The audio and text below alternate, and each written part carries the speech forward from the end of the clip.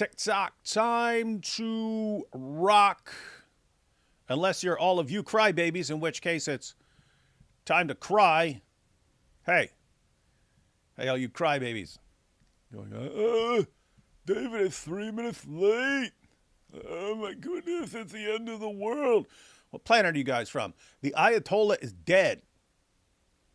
That man's life just ended, and you guys can't stand waiting for 3 minutes? That how you guys are? Man's life was ended, and you're like, oh, but the most important thing in the universe is these 3 minutes. How about you go back to Planet Crybaby and cry there? So we got no time to cry here.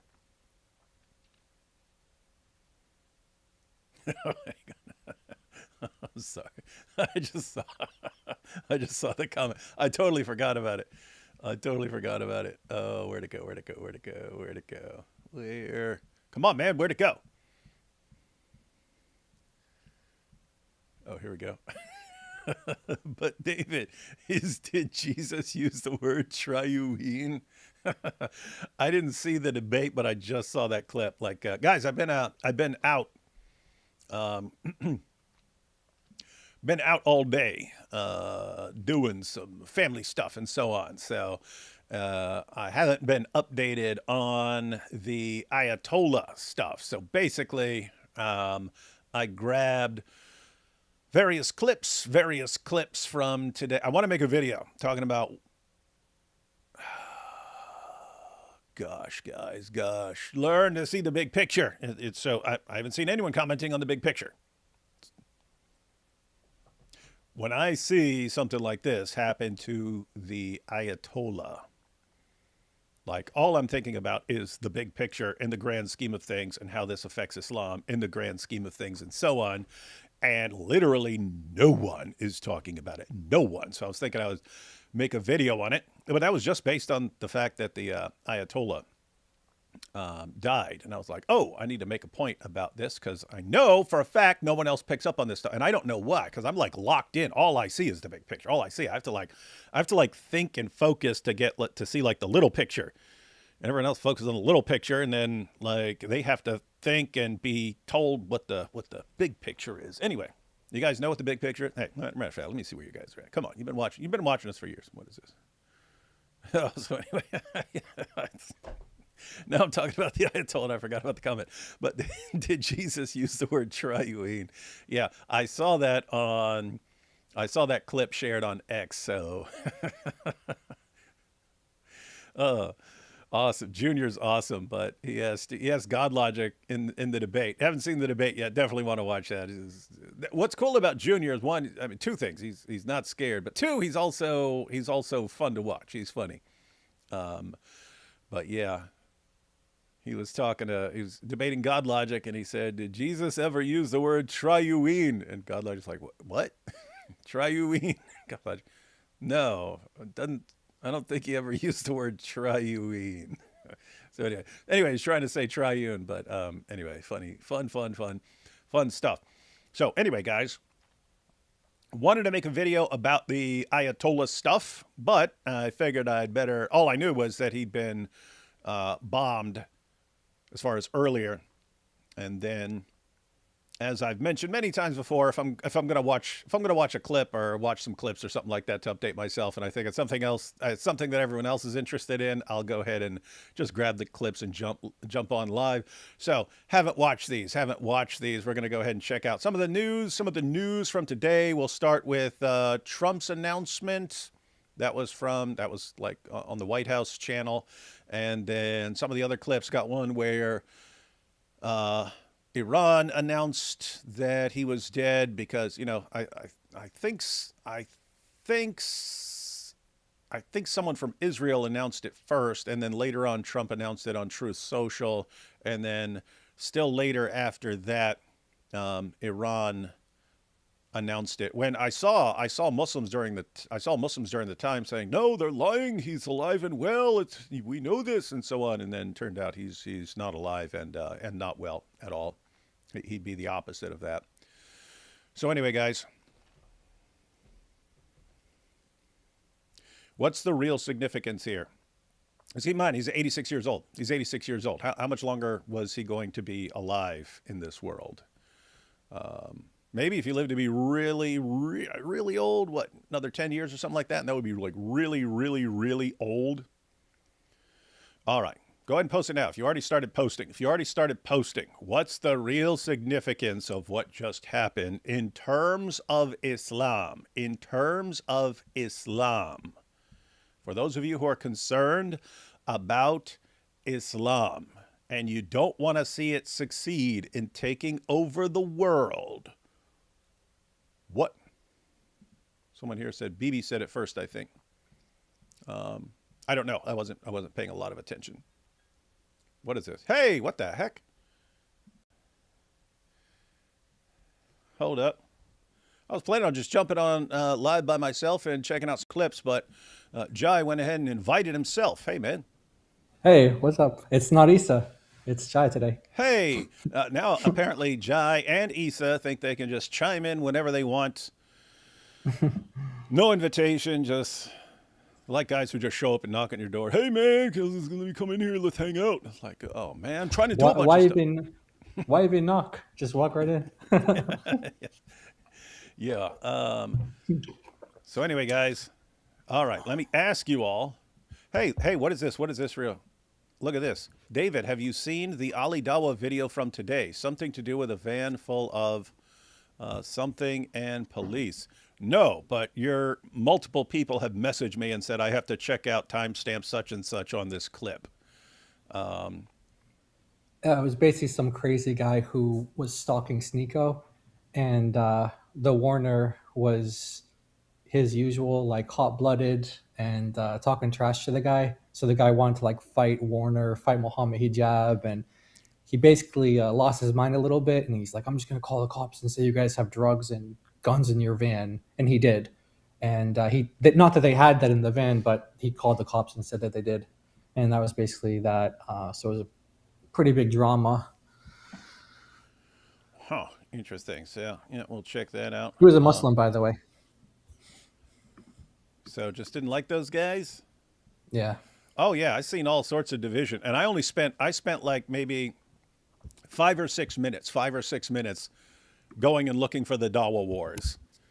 And I saw multiple categories of people. I saw people like Muhammad Hijab, who seemed to be saying, oh, Muslims need to unite or we'll never be able to stop these guys. They can do anything they want. So that's the Muhammad Hijab camp. Muslims need to unite. And Muslims aren't united. That's why the kuffar are so much more powerful. Then you've got I saw Adnan Rashid. I saw him earlier before I went out. But Adnan Rashid, he was like celebrating. Yeah, he's going to hell and stuff like that. And those would be the people who are kind of thinking, wait a minute, this guy spent his entire life killing Sunnis, coming up with ways to kill Sunnis. We don't like this guy, right? So that's Adnan Rashid. Ha ha. He's laughing at this guy being dead. And then you've got the pro-Shia people, of course. They're crying, but also you've got the Muslims who they hate, even though the Ayatollah is like one of their supreme enemies, and Shia Islam, a lot of these guys don't regard them as real Muslims, and they've been doing nothing but fighting everywhere. You had the war in Iraq, and I'm talking like back in the 80s and stuff, Iraq versus Iran and so on. And then like the war in Syria and other places, it's Sunnis and Shias killing each other and so on. And I mean, tons of people died in Syria because of, trying to keep Assad in power. And so you've got the people who, even though they really hate the Ayatollah, they hate Israel and the United States more. And so they're suddenly, oh, this great martyr, he was such a champion defending Islam. This guy's done nothing but kill you guys, man. And so everyone's got a different position. I mean, it's a couple different categories, but they're all attacking each other right now. So I mean, just think about this. Like leader of Iran gets bombed. What happens? Muslims go to war over it. Dawa wars. We could probably do an entire show just on the Dawa war fallout of these guys all attacking each other right now. I don't know if you have it prepared, but Rabbi Ferris Well, I don't. It's not fair to call Oh, him. Let's go what with up? Daniel. Hang on, hang on, hang on. Oh my goodness. He heard his name. He heard his name. He heard us talking about him. He's like, oh, is that an invitation? Is that an invitation? He mentioned me. He's obviously telling me to join.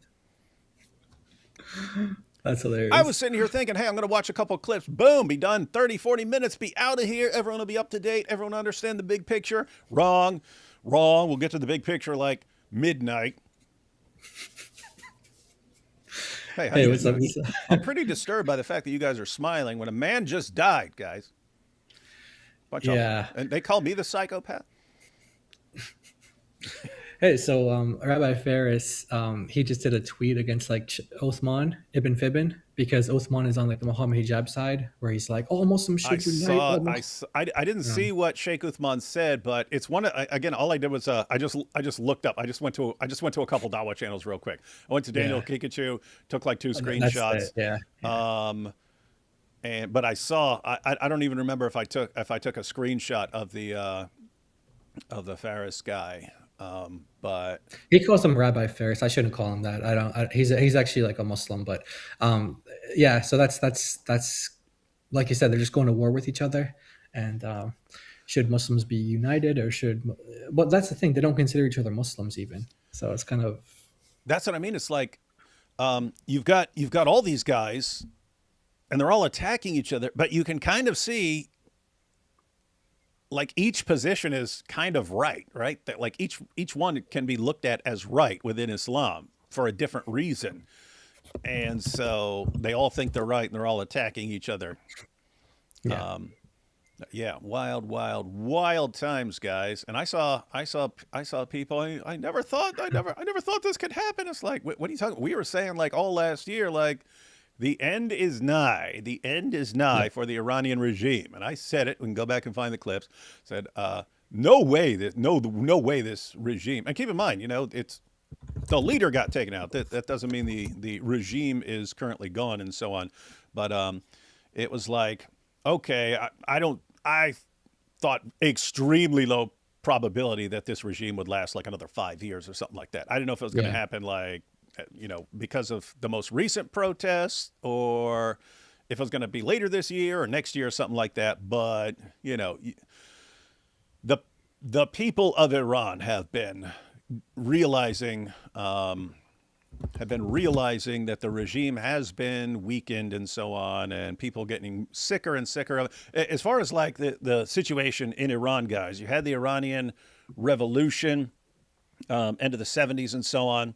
So Iran had a king for what, a couple thousand years or something like that, and then all of a sudden you had the leftists, you had the socialists and the communists united with all the 12er Shia hardliners, and let's work together getting rid of this guy.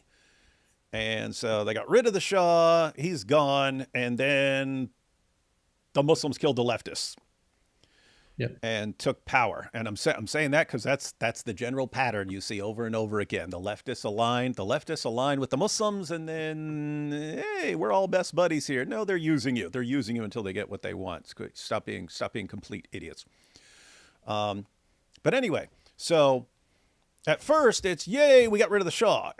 Like a ton of Iranians, for various reasons, all united because they wanted to get rid of the Shah. Then they got rid of the Shah. Then the 12er Shias took over and so on.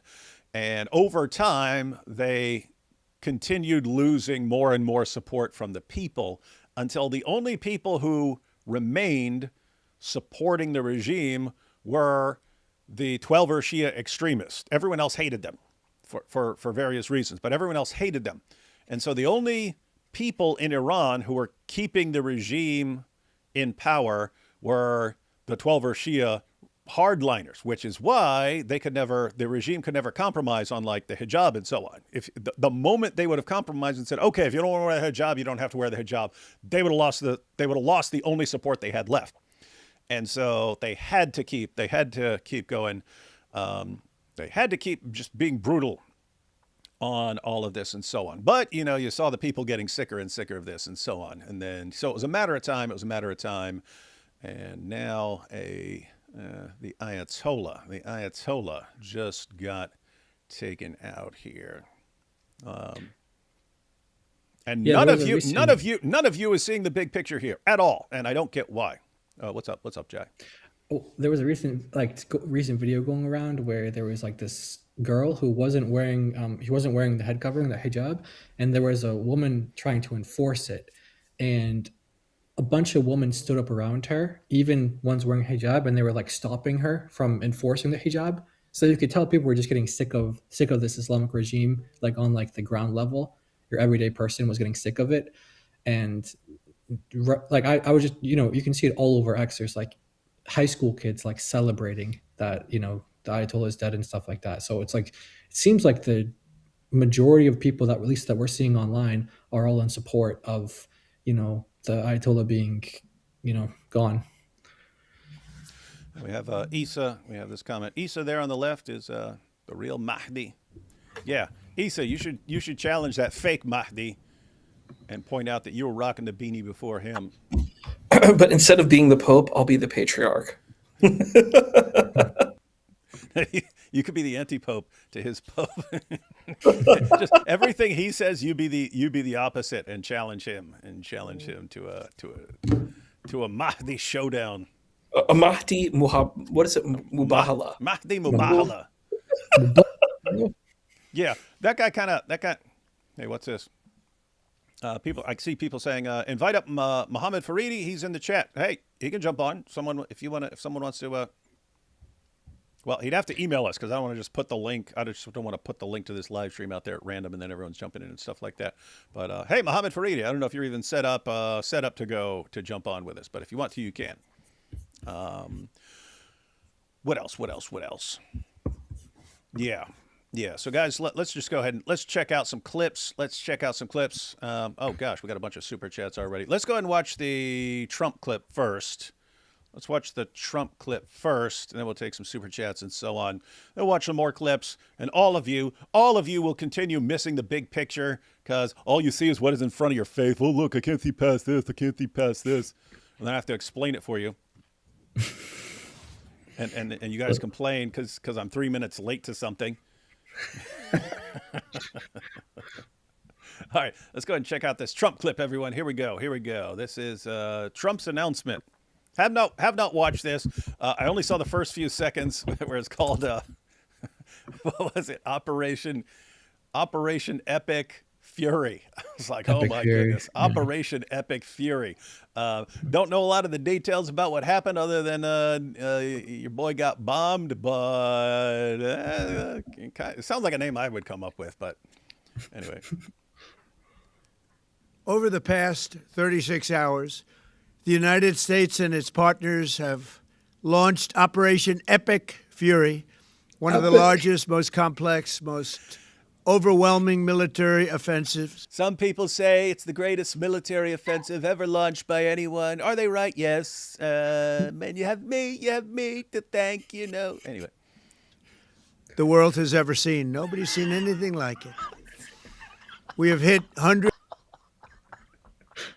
Called it. No one has ever seen this before. You got like the D-Day invasion and stuff. Like, hey, we dropped some bombs. No one's ever thought of this. Oh my God. Hold on. Here we go. USA. All right, here we go. Oh, the dude's funny, man. Of targets in Iran, including Revolutionary Guard facilities, Iranian air defense systems. Just now was announced that we knocked out 9 ships plus their naval building, all in a matter of I didn't know they're bombing ships and literally minutes. Iran's formerly supreme leader, Ayatollah Khamenei, is dead. This wretched. You see that? I think he's like me. He's used to saying Khamenei, and Yeah. like say it, Khamenei. Do you guys know what the correct pronunciation is? I just heard both for years. But I remember when I was growing up, I always heard Ayatollah Khamenei. But then in recent years, I've been hearing Ayatollah Khamenei. So I don't know if that's like Khamenei. Yeah. Okay. Yeah, Khamenei. Yeah. All right. So he had to kind of struggle to say to say it right. There was another thing. Remember he was doing with Netanyahu? He gave him like the Abraham Accords. He's like Avraham. That's the Avraham. He was saying like the proper. Yeah, it's weird. Here it's someone who I guess is trying to pronounce it correctly, but if you go back, it was Jimmy Carter, but then George W. also had the problem sometimes where Jimmy Carter couldn't say the word nuclear. He said nuclear, and not nuclear, right? And so he always sounded kind of dumb. But I remember, who was it? I think it was George W. who also nuclear weapons. Like,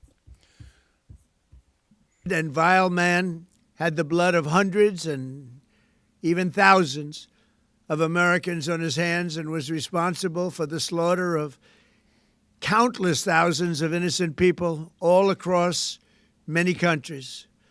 Last night, all over Iran, the voices of the oh, hang on here. Khamenei and Khamenei are two different guys. Wait, are you saying that Khamenei is the correct pronunciation of the? So yeah, guys, those are two different guys. So Yeah, Ayatollah Khamenei. I mean, both were involved in the Iranian Revolution, but Ayatollah was an actual like whatever it is, Grand Ayatollah. So he was a religious leader, and then he becomes he becomes a political power and so on. That's different from Khamenei. Yeah. No idea if I'm pronouncing that correctly, but he was, he wasn't an Ayatollah, but they kind of made him one over time just because they had an issue with making a non-Ayatollah. So he was the president. And originally it was supposed to be you have the supreme ruler who was going to be an Ayatollah, and you had the president, and he was not supposed to be a cleric, but then they changed it because they wanted Khamenei. So, wait, are you saying that's the reason for it? Because I heard even referring to this guy, because he took over in like 1989, and I always heard Ayatollah Khamenei. So are you saying just people just were confusing the name with the previous name, and that's why they're pronouncing it wrong? I don't know. That would make sense. That would make sense, though. What do you think, Jai? Was that guy Ayatollah Khamenei? Yeah, I think That's the previous one Khomeini, and then this one Khamenei. I think that's Okay. So basically, people after Ayatollah Khamenei died were calling this guy by the same name just because the names look very similar. And then you had people who thought that he was like the son and stuff. No. They're like different families and so on. And you could tell because one has an A in it. Student teacher or something like that, or successive kind of thing. Okay, that would make sense. That would make sense. I just thought people were mispronouncing the name. Okay, that makes sense. All right, here we go. Iranian people could be heard cheering and celebrating in the streets when his death was announced. The entire military command is gone as well, and many of them want to. Oh, hey, shout out to everyone who's granting lots of Apologetics Roadshow memberships. Apostate of Allah just gifted some. PS2 Chipper just gave some, and then Jack Ray gave 50. Gosh, that's a ton. Jack Ray. That's a ton. This whole everyone in the chat's about to be green. Actually not, because we got 2,785 people watching right now, so that's a lot of people. All right, we know what you guys are here for. A lot of people saying a lot of Iranians in the chat. Shout out to the Iranians. Yeah, and another thing we've been saying for years is that like regime changes and so on in the Middle East usually don't work because from an American perspective, when we think, this is why it always worked in the minds of like Westerners, what worked for us? Well, get rid of the tyrant. Get rid of that tyrant, King George, and then freedom and democracy will flourish. Get rid of the tyrant, freedom and democracy will flourish. That's why, like, historically, we buy it every single time when people go, hey, can you please just get rid of this evil tyrant for us? And we go, yeah, what a great idea. And then freedom and democracy will flourish. And they don't realize, yeah, you did have some people in the country who wanted freedom and democracy, but you had other people who just want to take over and they want someone else to take out the leader for them so that then they can, have their bloodbath. And so, oh, God, just get rid of Saddam for us. What happens? Then you get rid of Saddam, then they start blowing up each other's mosques. And it's like, wait a minute, you guys were just waiting the entire time to get rid of the leader so you could all jump into power and so on. Same thing in Libya, same thing in Syria. Western nations keep falling for that. And it doesn't work because you need a certain kind of population for this to work. If you're just going to take out a leader, you need a certain kind of population for this to work and so on. But we've been saying for a while, the place that looks like it would actually work or that has the best chance of it working looks like Iran. Looks like Iran. You had a bunch of people there who actually just are sick of all this stuff and would like a better government, and they don't want Sharia. And matter of fact, when a few years ago, when people were talking about regime change in Iran and so on, and just to be clear, I don't believe that Western nations should go in and make a government that has got to come from the people or something like that. If someone wants to take out an evil terrorist leader or something like that, you're not going to hear any objections from me. But it has to be the people who rise up and take control of their own government and so on. But anyway, when people started talking about a regime change, what I saw online over and over again was, oh, look how well that worked in Afghanistan. As if Iran and Afghanistan are quite similar. They're not, right? They're not. In Afghanistan, 99% of the population, at least of the poll from several years ago, 99% of the population want Sharia law as the law of the land. Well, what about all the people who objected to the Taliban? Well, they thought the Taliban was doing Sharia law wrong. They still want Sharia. It's just they don't want these guys. They think their version of Sharia is wrong. And so they want Islamic law, but not that version of it. Iran people don't want Sharia. Majority population don't want Sharia. They want something else. And so and they have a descendant from the royal family too. I'm not sure how to pronounce his name. I think it's Pahlavi or something like that. Like he's like from the royal family. So they're waiting for him to take leadership as well. So it's also someone like another Persian, not like some foreign invaders or something like that. Yeah. So most places taking out the leader, you're going to end up with a lot of disaster, even if the leader is an evil scumbag. And most of the leaders, like Saddam Hussein, Gaddafi, and so like evil scumbags. But sometimes the evil scumbags are doing something else, like keeping all the guys who want to go on a killing spree against other religious groups. Sometimes the evil scumbag is keeping them in check, right? In other words, you have Saddam, and then we take out Saddam and everyone starts blowing up each other's mosques. Well, those people were there. Why weren't they blowing up each other's mosques before? Because they were terrified of that guy. That guy, you get out of line, all of a sudden there's going to be tanks rolling into your village the next day. And so they were terrified of him. And so David, what? I don't know if this is fake news or not, but someone said that Mohammed Faridi's emailing you. Is he? That's what someone in the chat said that. Yeah. You don't know that. Could be fake news. Could be fake news. Let me go over there. I might have interrupted you for no reason. Oh, here we go. All right. Yes, there is someone who claims to be Mohammed Faridi. We will find out here in a second. Hang on, everyone. Just bear with me. Man, I thought this was going to be a 40-minute show. I was going to get everyone up to date. And different plans now. Hang on.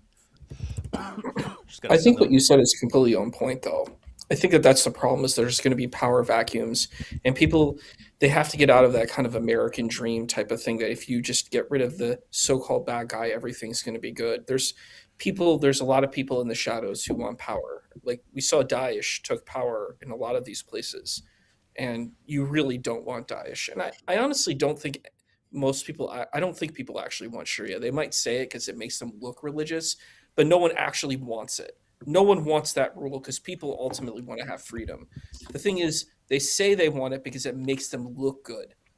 Well, they also lots of times think they want it because they think it's good. I mean, hey, this is a law laid down by Allah. You're a Muslim, right? So you want that? Yeah.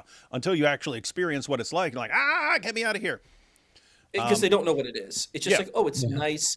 It's just going to be, everything's pure. We're going to pray. We're going to fast. It's just going to be nice. You're right. It's either that or it's like, I'm looking good. But I don't think anybody, once they know what that kind of structure is, no one wants it. No one wants it. Yeah. And yeah. Okay. There was a city in Syria called Kobani, and it was like a Kurdish city, I think, or village or something. And once ISIS took over, like that, they like mostly left Islam and became Christians because they saw what the Sharia really was, what Islam really was. So a lot of people, when they see what Sharia really is, what Islam really is, that's what it takes them to leave Islam. 1 second, because we've got someone who knows way more than any of you clowns. And Hello. definitely more than me. I only know what I've Hey, what brother. I've heard from other people over the past few years. But now, hey, we've got Mohammed Faridi here. So, hey, how you doing, brother? Good. Thanks for having me. And thanks for all the chat people that got your attention. That they did the job, the actual job. So, yes.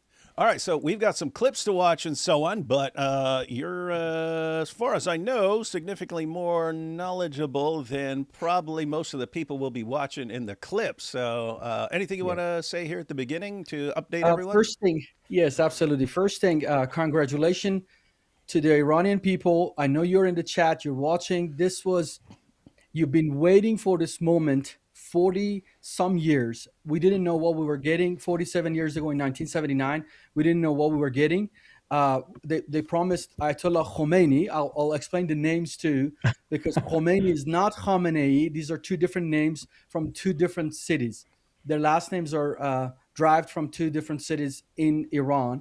So Khomeini offered us free electricity and public transportation, and he's going to bring back the reputation. And under a just Islamic system, we will have the left utopia, but Islamic version of it. Of course, we didn't know what we were getting. Right after 1979, Iran went to a horrific war with its neighboring country, Iraq. Iranians were fighting Iraqis 8 years. The country was already in the shock of revolution.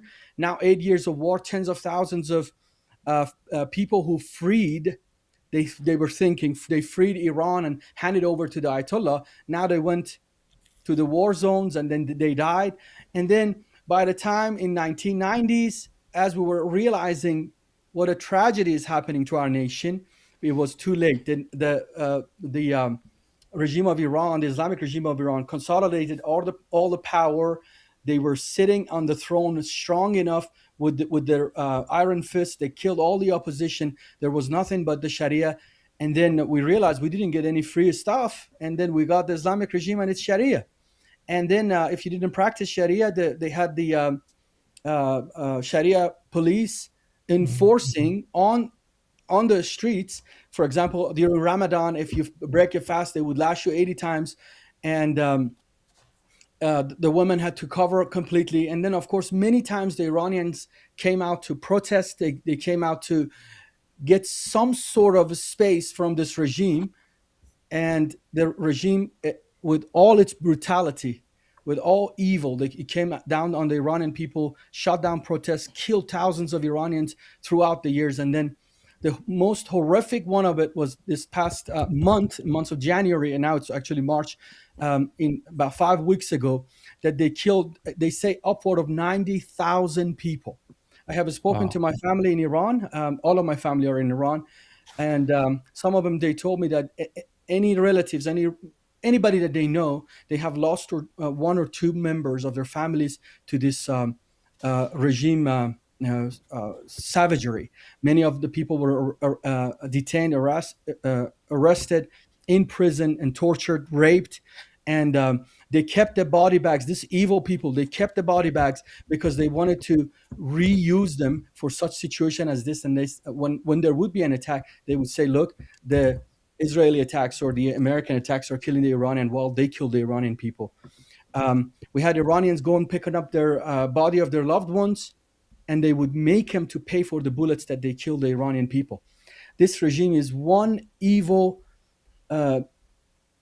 weird, evil to unimaginable evil that they have ruled in this nation. But thank God, finally, we had in 2009, we had the Green Movement, which Obama betrayed the Iranian people and sent pallets of, instead of jets, instead of B-2 bombers, they sent pallets of cash to Iran to earn their trust to bring him to the negotiation table. Like, look, just imagine how stupid a president could possibly be, negotiating with terrorists. And then that didn't work. And then 2023, we had Mahsa Amini, the girl that didn't wear her hijab, and Oh she yeah. was killed. Iranians came, and we had the same situation, and Biden was in power, and we were thinking, God, if Trump was in the power and something such as this would have happened, this would have been different. And now we see the difference. Trump told them that if you kill the Iranian people, guns are locked and loaded, help is on the way. It was a little confusing. We were losing hope because we're talking upward of 90,000 to 100,000 people have been killed by this regime last month. And the Iranians look back, where's the help that President Trump promised? Because they knew if he said help is on the way, it's going to come. Anyway, it took him a while. I know they have a lot of planning to do. I know there's so much things that goes into the details of this mobilization and all that, which we normal people can't comprehend. But thank God that they have arrived, and then they killed the head of the octopus that was in Tehran. This evil Ayatollah is killed. I promise you, upward of 90% of the Persians in Iran and diaspora, they are rejoicing it. This has been the best news to them. Imagine this person just this past week. They were quoting chapter 2 of the Quran, I think is verse 193 or 197. They were saying that Allah has commanded us to kill as many to get rid of the discord that is in the land. These people were killing us and quoting us the Quran. But now who's going to quote the Quran to them? So he joined his processor, Predecessor. or processor, whatever that word is. So Khomeini was the original Ayatollah, and Khamenei, which died last night, he was the person who replaced that guy. Which Okay. they outdid one another in evil, and thank God for President Trump. CIA gave him. I looked at to see who did what. CIA gave him the intel, and the one Israeli pilot shot him and killed him. And not only he's dead, his son, his daughter-in-law, and 30 some member of the cabinet, the pretty much the Islamic Shia think tank is obliterated, and that is good news. If you're an American, if you're a Westerner, if you're a Christian, if you're from Israel, wherever you're watching, you should be rejoicing. And this is a new day. Sorry to talk too fast and too much, but this is just, I'm so excited. I haven't been sleeping two nights now. It's been, Wow. the tide has turned. The Iranian people are ready. Um, um, as you have mentioned on your lives and on this show, 2/3 of the Iranians don't believe in Islam. Out of the 75,000 mosques, 50,000 closed in 2023, and in 2026, the Iranian protesters, they were burning down the mosques and the shrines and the Islamic symbols. They are done. Brothers and sisters, the Persian people are done with the evil of Islam, and they're already moved on from it. Now tell us what's next. Who's going to fill the vacuum? There would be no vacuum. We have the prince. He is very much a democratic leader. He talks about being pro-Israel, pro-America, and pro-Christians and minorities. Oh. He has openly talked about it. Many people believe that he's even an ex-Muslim Christian. Many people. Today, a Christian pastor was praying for him for godly wisdom, and he was standing there humbly with a bowed head and closed eyes, listening to those prayers. We have the replacement. He has a plan to replace this regime. Just keep praying that nobody talks about ceasefire. We don't want ceasefire. We don't want none of that. We want this regime to cannot find holes that they hide in it, because Iranians are done with it. Persians are done with it. We're ready to move on from Islam to replace this with something much more open that is going to benefit everybody. The fastest growing evangelical church is inside Iran. This is true. We're working with them. We have underground churches everywhere. Every little town, cities, villages, there is underground churches in it. And the Iranian underground church is going to come on the ground by the grace of God. And you just watch the revival that is happening. It's going to be awesome. So Oh, I'm done. awesome. Awesome stuff. And thank you. Thank you for joining us because I can't speak for myself, but these two guys are with me. I mean, what do they know? So, oh yeah, but yeah, We don't even know the difference between Khamenei.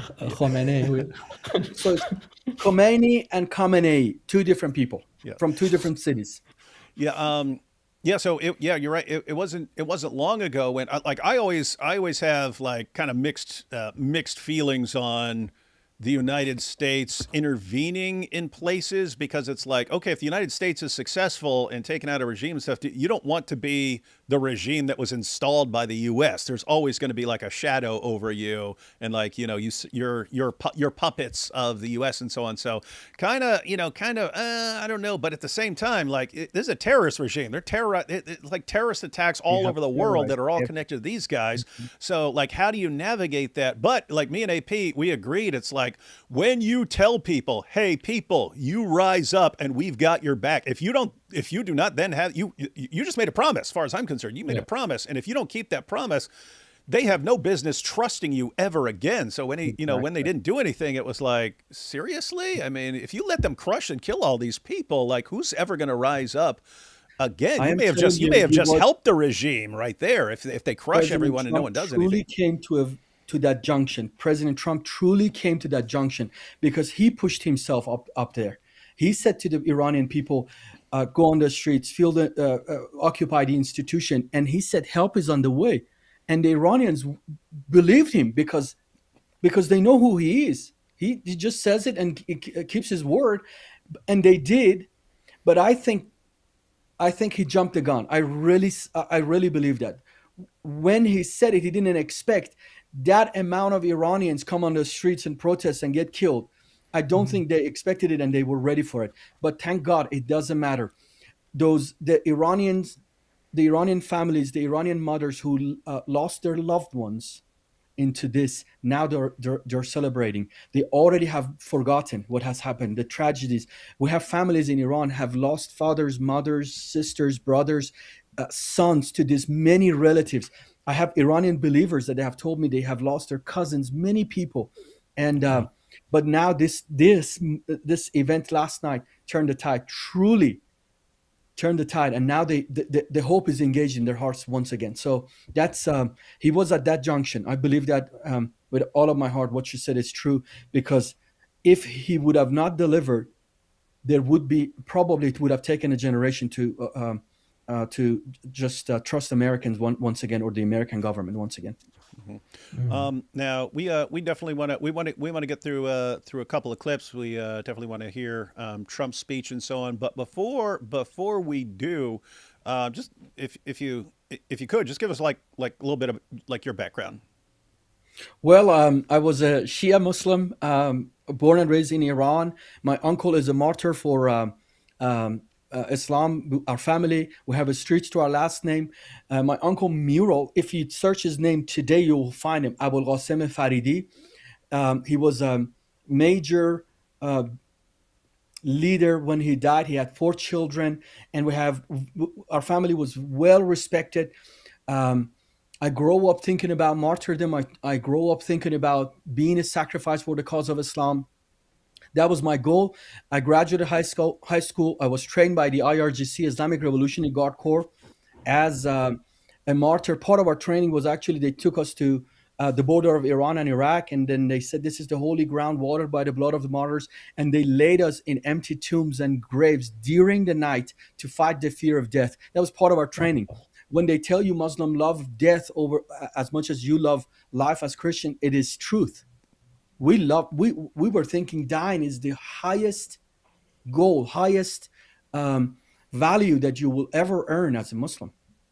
And then I was dreaming about this, praying to Allah to give me the honor to become like my uncle. Came back from my military service, talked to a friend of mine who was were identical in age. He's 3 days older than me. He was medically exempt. I was trying to get his name is Rasul, ironically means the apostle in Farsi. So Rasul, he was medically exempt. I was after I came back, I wanted to get caught up with him. I talked to him a few minutes. He said he wants to come out see me. And a few minutes, I realized Rasul has changed, and I couldn't exactly tell what was the matter with him. And then he said, Muhammad, I have become Christian. I said, what? Is Christianity something you become? I want you to consider what he did with a little more care, because now I just came out of IRGC. This is happening inside Iran. That's how much he cared for me. That's how much he loved me, to dare to tell me the truth. And he said that Jesus Christ has been sacrificed for you. He was beaten, bruised, cut. His precious blood was shed, and he gave up his life that you have eternal life. David, folks, when he told me that, something went right into my heart. I mean, it's like my heart was cut into two pieces. Wow. And I was just felt naked before a holy God, having nothing to offer. Everything I was trying to do as a Shia Muslim, beating myself, get a sword, cutting myself, shedding my own blood, dreaming about dying for the sake of Allah. I just realized it was finished in the person of Jesus Christ. And that's the best thing I've ever heard in my life. And that moment, I accepted the Lord, became a Christian. Islam being very tolerant and very beautiful religion. I was so excited to tell my parents, especially my dad, because he lost his dad, his brother into this war, and he was a family of martyrs. Imagine, of course, that's with a bit of sarcasm, but I lived as an underground believer inside Iran, evangelizing, sharing the gospel, distributing Bibles and CDs of God is love, and then our church was attacked, and I had to flee the nation of Iran, and God miraculously, truly miraculously brought me to the U.S. as a religious refugee, and have lived here 13 and a half years, and I'm grateful forever to God. And we just can't wait. Now we just can't wait to go back to Iran and openly share the gospel with all of the Iranians. This is going to be just awesome. Praise God. That is awesome, awesome stuff. You hear that, Issa? You hear all that, Issa? Not sure if you're familiar with Issa here. No, He's I'm not. I'm a little caught off guard because this is some probably internal joke that I'm like, what is happening? No, Issa, who's here with us, he's a Sufi Muslim, so he's not he's not like the other guys. He gets along with us, and we're all friends and stuff like that. But yeah. What an interesting name you have, Issa. Issa is, appreciate it. Thank you.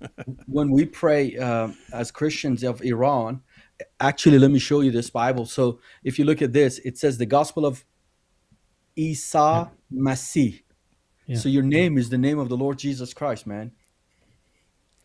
You hear that, Issa? Isa has died for you, brother, has given his life. You heard it here, Issa. You heard it here, buddy. Amen. All right, let's finish watching this Trump speech. It's I think it's like about 5 more minutes, and then after that I go. But I really appreciate you giving me the opportunity. Thanks for the rest of the brothers that are here too. Oh, did you say you have to go in a couple minutes? 5 more minutes. Yeah. Oh, okay. Well, we'd rather talk to you then. I mean, we're gonna listen to Trump, but yeah, we'd rather hear from you. You got any questions, Jai or Issa? Yeah, I was going to ask about the Christian community in Iran. Like, I know you have some Armenians there as well, but I'm really curious about the Muslims who became Christians. If you can talk a little bit more about that. Absolutely. In 1994, 1995, and 1996, the Iranian regime kidnapped and killed 6 major heads of the church, the Assemblies of God and other churches that 2 of them were Armenians, 4 of them were ex-Muslim. They were head of the churches inside Iran.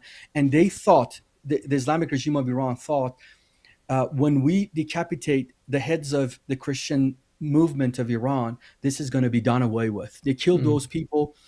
Bishop Haik was the biggest leader at that time, the biggest name in that time. And then there was a ex-Muslim, Mahdi Dibaj, that the court of Iran they marked him, and then they prosecuted him as an apostate, and he was on a death row. Bishop Haik leaked his documentation to the world. The founder of our ministry, actually, Abe Ghaffari, went in front of the Congress here in the U.S. and kind of advocated for Mehdi Dibaj, and then the international pressure, and they went under the light of the international pressure, the Islamic regime, that what are you doing? And this is absolutely evil. So they let Mehdi Dibaj go because of the international pressure. But unfortunately, later, um, uh, he was killed. And Bishop Hike, he was kidnapped and he was stabbed 26 times. They called themselves the anonymous soldiers of Mahdi. They killed this man, stabbed him 26 times, cut his heart, and then one of those ex-Muslims were hung up in one of those ex-Muslim pastors was hung up in front of his house with a note to his chest. He was lynched in front of his home in that street, and then they put a note on his chest that this is what you get as an apostate. And they were thinking, okay, we took care of the Christianity in Iran. And then lo and behold, by this time, 10 years later, I got saved in 2006. But in 2004, 2005, and 2006, I have met thousands of Iranians. Personally, I have met thousands of ex-Muslim Iranians who have come to Christ in those years, 10 years after that. And then Ahmadinejad came in 2008, which he was killed last night in the attacks. The president of Iran came in front of the parliament of Iran and said that Christians are stealing the Islamic soldiers, the Muslim soldiers, out of the camp of Islam, and they're taking it into the camp of Christianity. So there were so many Muslims, our age, millennials, that they were converting to Christianity, that took his attention. He took it to the parliament of Iran, and they took it from a from a normal level of security to a national level of security. And that's in 2008, 2009, our church, the Network of the Believer I was working with, it got attacked and many people were arrested. Unfortunately, I had to escape. But lo and behold, as these things are happening in Iran, they were thinking, okay, we're going to get rid of Christianity again. And Christianity is something evil. They start propagating against it, that they call us evangelical Christians are evil, and they're Zionist Christians and so many things. And then they were arresting us and prosecuting us, many believers, 5, 10, 15 years in prisons and being tortured. And then these Iranians now left, they came to diaspora, and the internet was getting something that is going to change the Muslim world. And it is amazing. The satellite TV, internet, and the cell phones has become the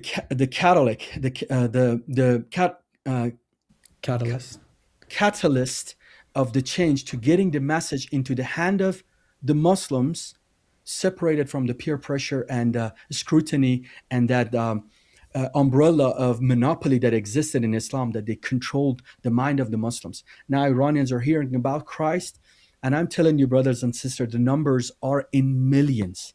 It is the most amazing movement. It is I call it the great exodus, the great walkaway. It is truly the tsunami of ex-Muslims who are leaving Islam and coming to the faith in the Lord Jesus Christ. And we will see it in this, whenever this regime falls, and then the Iranian Christians will come out, you will see the concerts, the worship concert that fill stadiums, 80, 100,000 Iranians going to worship the Lord in Iran. Wow. Wow. Imagine, not long from now, we could actually just like go over to Iran and it's going to be awesome. have a I love you guys. I got to go, but I'll be, by the grace of God, if you want to have me, I'll come back. Love you guys. I appreciate you. Absolutely. Thank you so much. God bless you. Okay, God bless you. I'll ask my question later. Yeah, that's cool. That's cool. He said he'd be willing to join us. But yeah, sounds busy because got lots of breaking news and so on. I'm sure he has all kinds of connections and family and friends and so on who are just loving this right now. Awesome times. All right, let's go ahead and finish watching the Trump clip, and then we'll hear from some people and see what's up. Let's go. Surrender into saving their lives. They want immunity. They're calling by the thousands. Oh, he's talking. I saw a news headline where he said people in the Iranian regime are asking for immunity and stuff, so that they want to work out a deal and so on. But hang on, let me back up a little bit. The entire military command is gone as well, and many of them want to surrender into saving their lives. They want immunity. They're calling by the thousands. Combat operations continue at this time in full force, and they will continue until all of our objectives are achieved. We have very strong objectives. They could have done something 2 weeks ago, but they just couldn't get there. There's no way that's on the teleprompter, guys. I think he has Nah. what's scripted on the teleprompter, and he just kind of riffs. He just kind of riffs Yeah. off it. Some Some people say improv. they're the strongest objectives, very strong objectives. If these objectives were a Marvel character, they'd be the Hulk because they're very strong. It's like, no one put that on your teleprompter, man. Come on. Earlier today, CENTCOM shared the news that 3 U.S. military service members have been killed in action. As one nation, we grieve for the true American patriots who have made the ultimate sacrifice for our nation, even as we continue the righteous mission for which they gave their lives. We pray for the full recovery of the wounded and send our immense love and eternal gratitude to the families of the fallen. And sadly, there will likely be more. Before it ends, that's the way it is. Likely be more, but we'll do everything possible where that won't be the case. But America will avenge their deaths and deliver the most punishing blow to the terrorists who have waged war against basically civilization. They have waged war against civilization itself. Our resolve, and likewise that of Israel, has never been stronger. America is now, again, the richest, most powerful nation in the world by far. But the only reason we enjoy the quality of life that we do and the freedom and security is we have done things that others are unable to do. But it's because of warriors who are willing to lay down their lives to do battle with our enemies. And they do battle better than anybody. An Iranian regime armed with long-range missiles and nuclear weapons would be a dire threat to every American. We cannot allow a nation that raises terrorist armies to possess such weapons that would allow them to extort the world to their evil will. Not going to let it happen.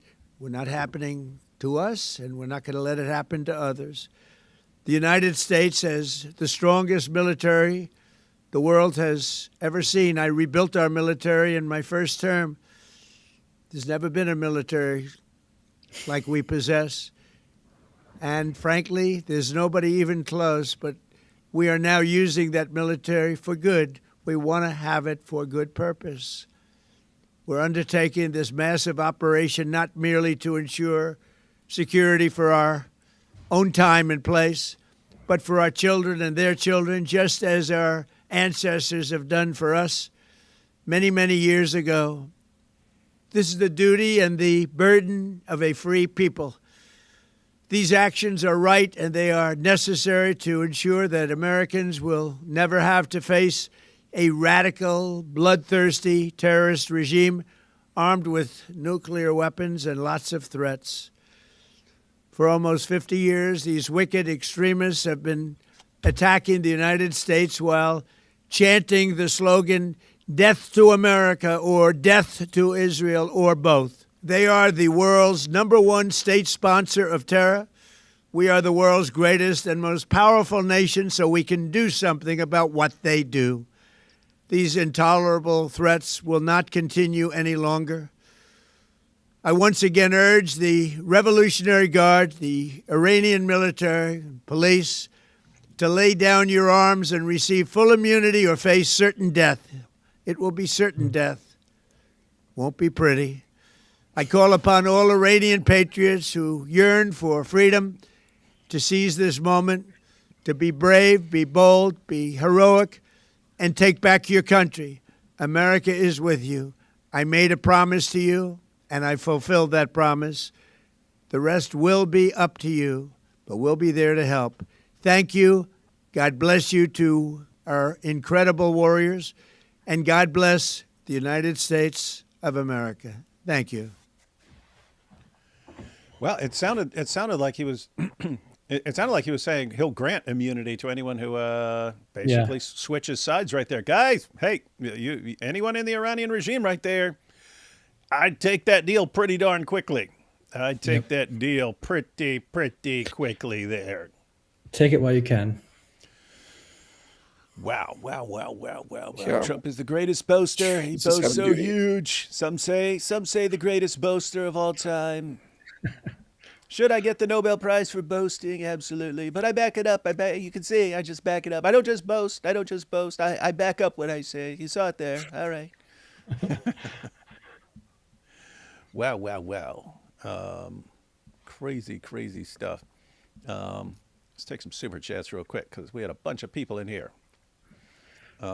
Did you eat your 7 dates today? Did you see that, Jai? Did you see our debate?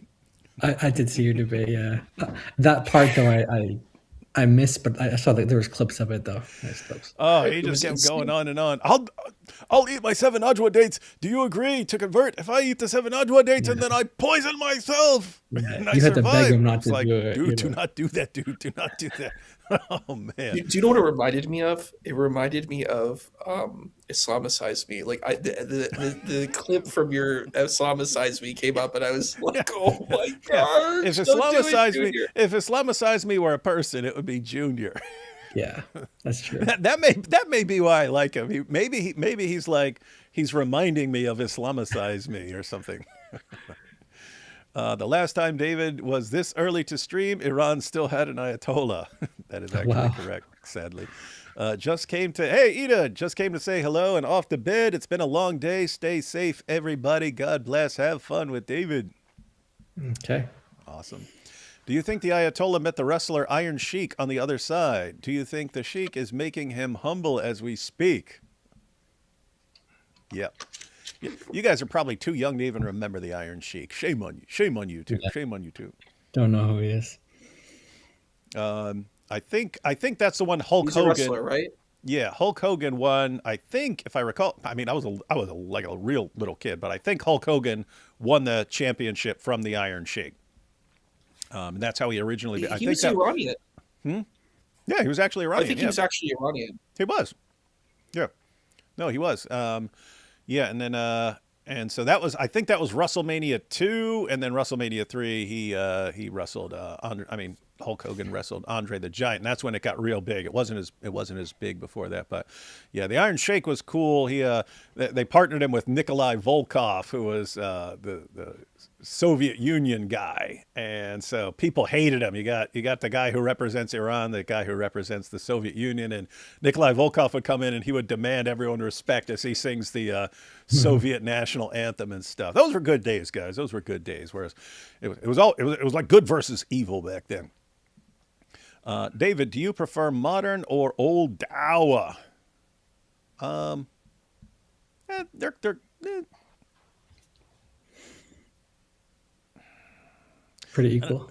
yeah, it's like you had a more serious conversation with old Dawa, even though it was stupid. Whereas now it's more chest thump. I like them both for different reasons. Like it's easier to make fun of now. But anyway, Operation Deus Vult will continue until that country is liberated. YouTube censorship. So apparently you're trying to say more than that.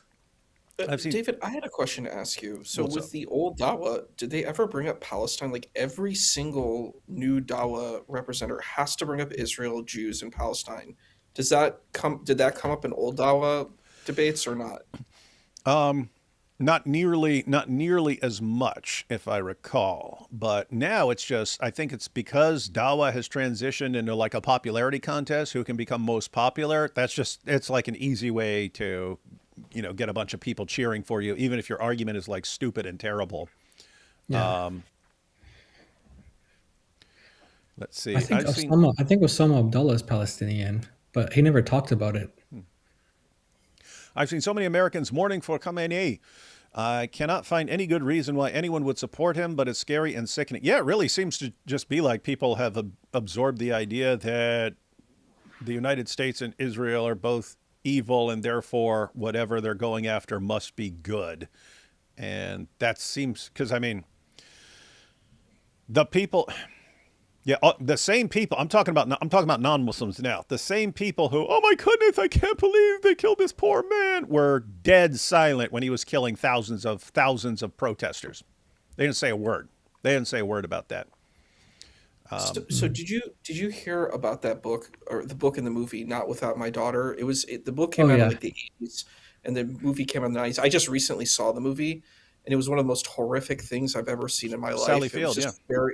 just very disturbing. I'm like, if I'm married to someone, I'm like, you're my partner. Like, I'm not going to deceive you and lie to you. And it's like, this guy just was so easy. He swore on the Quran, and then he brought her over, and she's like, Yeah. "We're gonna go back, right?" He's like, "No, I think the daughter should be Muslim, and you should too." And I was like, "This is like a horror movie." Hmm. And Yeah. so for me, I was like, "Is this propaganda?" And I said, "Let me go and fact check it." So I looked up the daughter, who is a grown up now. She's an adult, like in her 40s, I think, and she wrote a memoir, and she's like, yeah, all of this stuff was true. And it was just really, it was just tragic. But I said it was important to, sometimes things can be sensationalized, and I said, let's fact check it and make sure. But it seems like the story really checked out on that. And what's Yeah. really messed up is I've heard that same story from tons of women over the years. I mean, because I would show up at a conference and then a woman would ask, can she talk to me during a break? And she would have a very, very similar story. She fell in love with a Muslim man, treated her like a princess. Everything was wonderful, and until they had a child, and then everything changed, and the family started putting more pressure on, and either they would say, "Oh, let's go visit my family," and let's go visit my family in this country and stuff like that, and then everything would be horrific, and then it's how do I get my daughter back, or how do I get my son back, and stuff like that. Yeah, pretty rough, and what's really messed up is even though I've heard that story over and over and over again, the other thing I hear is, David, my sister just fell in love with a Muslim man. She won't listen to anything I say. What do I do?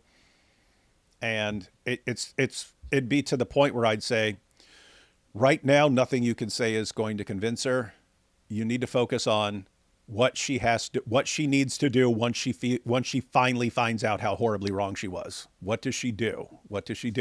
In other words, you need to start planning her escape and what she's going to do about her kid and so on now, because she's not going to listen to you now. She's not going to listen. They don't listen. Yeah. And so it's going to have to be later when she realizes it, and you need an action plan in place for what she's going to do. Sucks. Let's Just see. makes me sad. Zut, now my super chat does through. My first one didn't go through. Oh, we're having the Zoot problem again. A Pakistani Christian, love your videos and your discussions on Islam. God bless. I am so sad that people in the West don't realize how dangerous these people are, especially in the UK. Yeah, it's just crazy when the Iranians who are here, they're celebrating and so on, and it's Westerners and stuff who are screaming, "Oh my goodness, I can't believe they took out that poor peaceful, wonderful man. What's wrong with the monsters in charge of our government?" Edith said, by the way, now I know why AP is too busy. The mystery has been solved. He's doing some important job in Iran. David, please say hello, AP. We miss him. Yeah, no, AP, well, he'll be back to some extent pretty soon, but he messaged me a couple days ago. He's like, all right, starting Tuesday, I want to go live every single day. I'm like, dude, I mean, you might want to start with like once a week or something like that. Because we're having trouble with once a week now. Every single day is kind of, I mean, I'd love to be going live every day and stuff like that, but not for like 4 hours every day, but like 1 to 2 hours and stuff like that. Oh yeah, every day. Shout out from atheist fans from Brazil. We like your insights about Islam. Many Brazilians are happy about Khamenei gone. Well, it sounds like Brazilians are a little smarter than Americans and British right now. Hey, Jai, say hello to DOC. Thank you, Ida. All right, will do. Have you used the corrupted prophecy dilemma? If Bible corrupted, then if there isn't a prophecy of Muhammad, we don't know if one was removed. And if there is one, we don't know if it was added later. I know that Inspiring Philosophy just came out with some dilemma based on the prophecies, but I haven't watched that yet. So we'll see. I have to see what kind of dilemma he's using, but it's based on the prophecies. There's a certain song released in 1980 by Vince Vance and the Valiants that still hits to this very day. Stupid censorship. All kidding. Pray for the oppressed citizens of Iran. Yeah, they got to be loving life right now. They got Launch the friggin' missiles guy. What? Without the evil leadership and Islamic government, less people. Without the evil leadership and Islamic government, less people will leave Islam. May al-Zut be upon the false prophet Muhammad.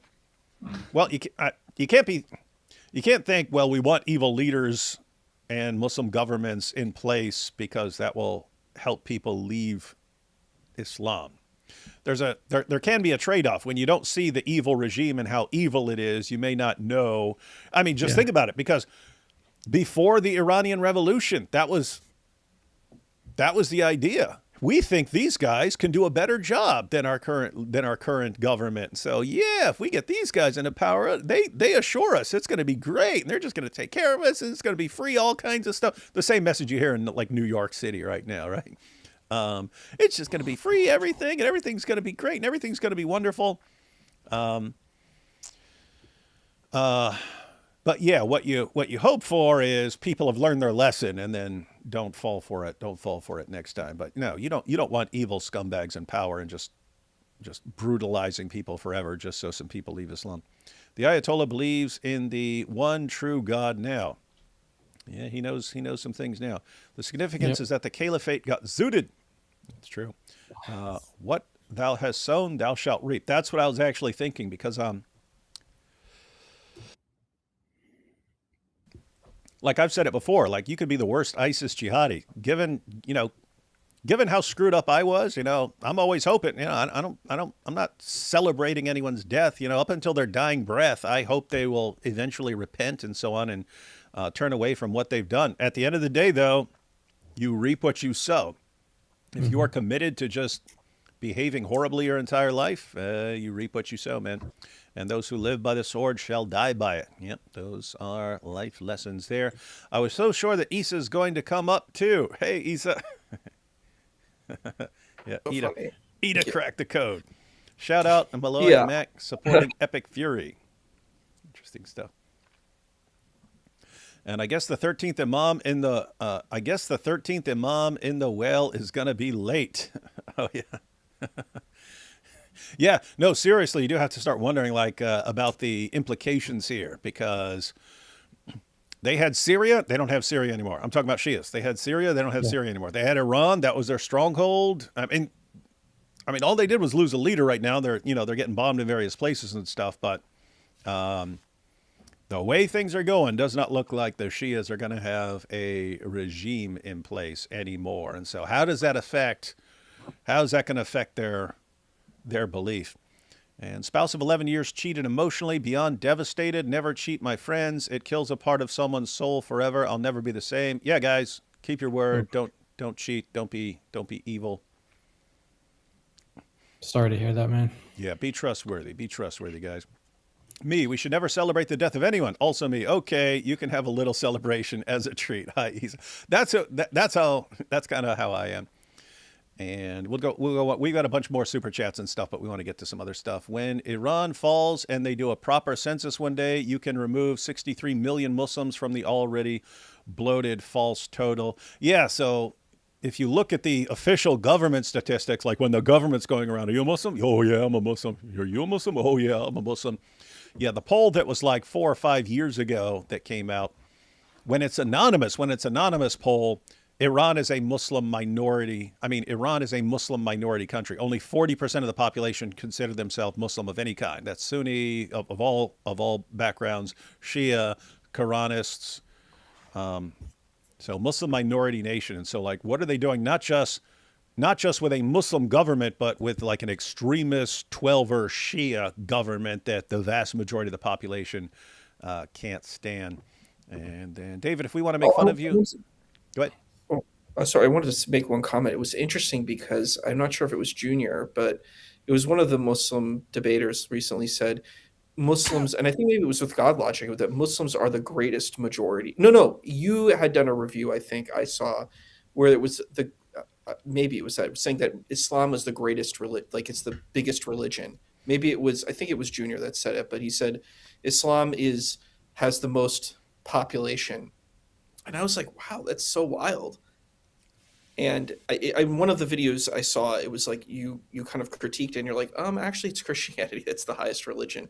Maybe it Yeah. was the other guy who did 26-second saying Islam is the greatest thing or whatever. You know, it was Oh, I do one of remember those. that. I forget who that was, but yeah, he was saying, That was it. That's what yeah, it was. he was Sorry. listing proofs and was one of my proofs. Islam is the biggest religion in the world. Like, no, it's not. So if that's proof, then you just screwed up now. But David, if we want to make fun of you for being late, we're going to do it. Hey, I didn't stop you from complaining. I just made fun of you for being horribly, horribly terrible people for complaining about me all the time. We still appreciate all you do. We're going to make fun of you either way, meow.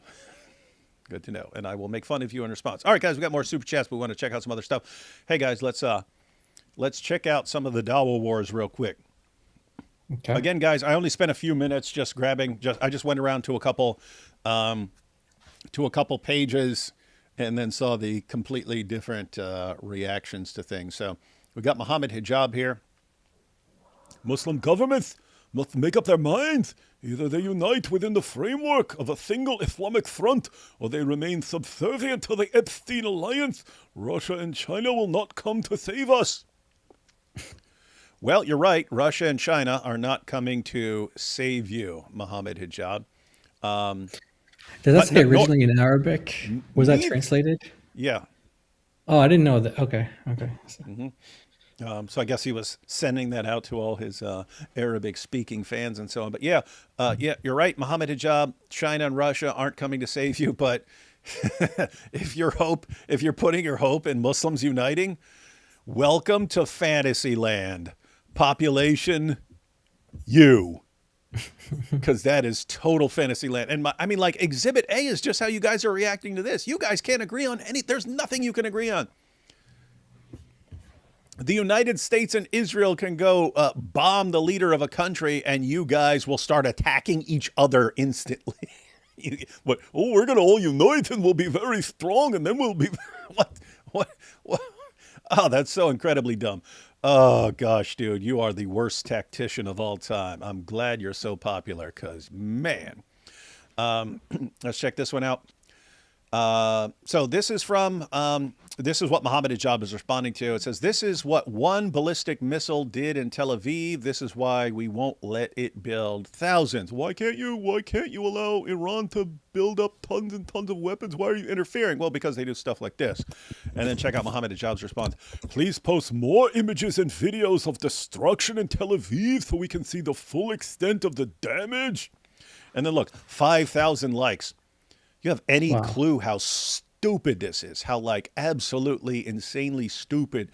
They just took out the leader of Iran. You're like, we killed some people. We dropped a bomb in Tel Aviv. It's the same mentality. It's like they can do devastating damage that affects the ummah, that is catastrophically damaging to the ummah. And you'd be like, but we hurt some people and we damaged a building. What's going to happen to anything you do in Tel Aviv? That's going to be rebuilt by the end of the year. They're resilient. Israel is very resilient. They're resilient.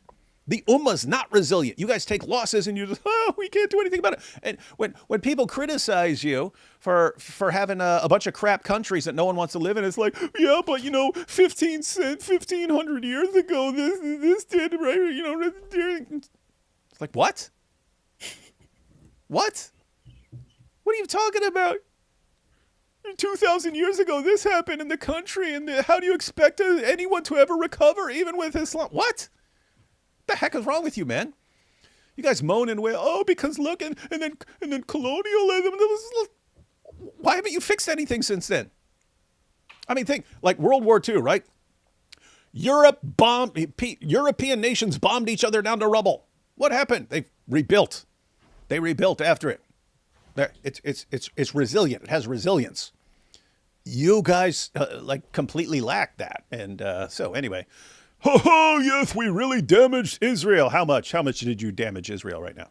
How much? How much damage did you really do? Long term? None. Zero. You did zero long-term damage to Israel. They just did massive long-term damage to you. And in your mind, oh, as long as we do some damage to them, stupid. And that's why everyone knows you are an absolute tactical moron. Let's check out some more. We have Adnan Rashid here. For all mullah trolls, instead of cursing me. Wait, he said something else. Let me see. Okay, Adnan Rashid. Wait, hang on. Don't I have more? Oh, yeah, here you go. So he posts a picture of the Ayatollah. To hell, and what a wretched fate. To hell, and what a wretched fate. And then everyone jumped all over him. Oh, no, what are you doing? You're doing what? We should all be united right now. Stupid. And Anand says, greatest achievement of Khamenei, destruction of Syria and her people. If you ask the Muslims of Syria and Iraq, he is no different to Netanyahu. Do not pray for this shaitan. Rather pray that Allah serves justice for every orphan child in Syria and Iraq. Who's he responding to? He's responding to a bunch of Sunnis going, what? How dare you? How dare you? It's like, what? This guy killed tons of Sunnis, man. This guy killed tons and tons and tons of Sunnis. You guys are rooting for him just because it's Israel and the U.S. that took him out? And then for all mullah trolls, instead of cursing me, respond to these clips. We know Zionists are pigs. May Allah curse them for their crimes. Why are these mullahs our heroes? They are as guilty as the Zionists. They have Muslim blood on their hands. Let the pigs wrestle. How dare you say all that stuff? Don't you know Muhammad Hijab is busy trying to build an alliance of Muslims? And that he's going to unite the Ummah and he's going to be the new caliph.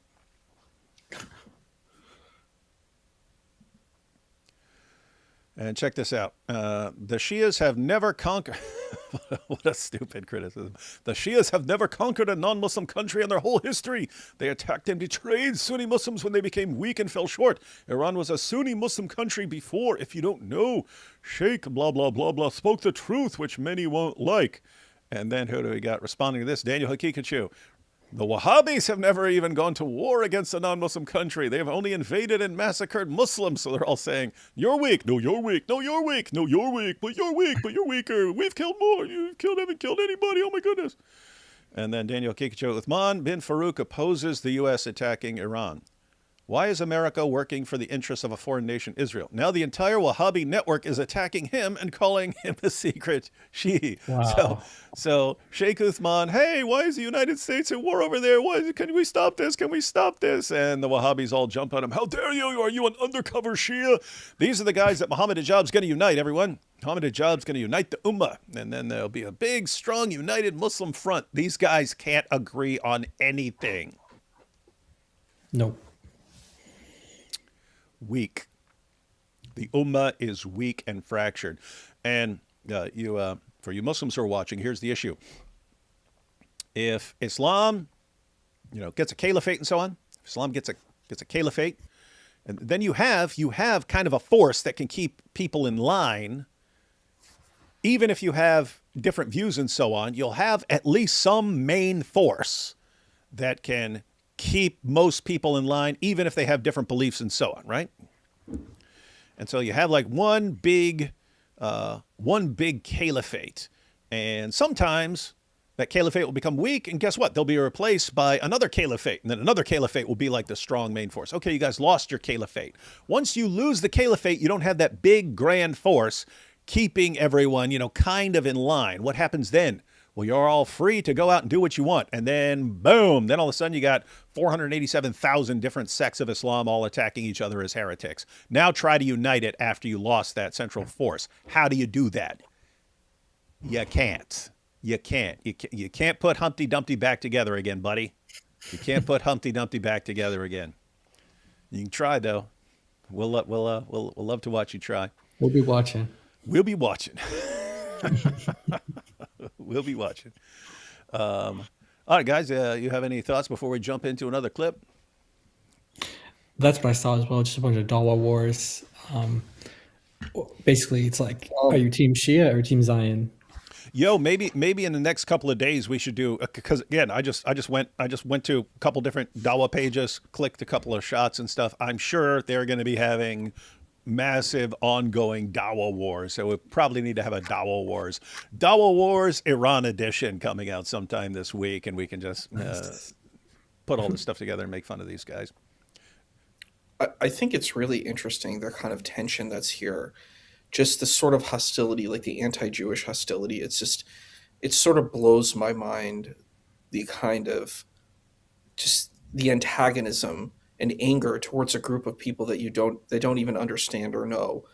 And as a person who's been over there 3 times, um, it's probably one of the best places for Muslims and Middle Eastern folks. You know, it really, like, I went to the Muslim quarter. It was bustling. People were, getting resources. Yes, there's problems with checkpoints and stuff. That is a difficulty because of the tensions in the area. But it's like there's masjids everywhere. Masajid that's everywhere. Like, I don't understand. It's just this.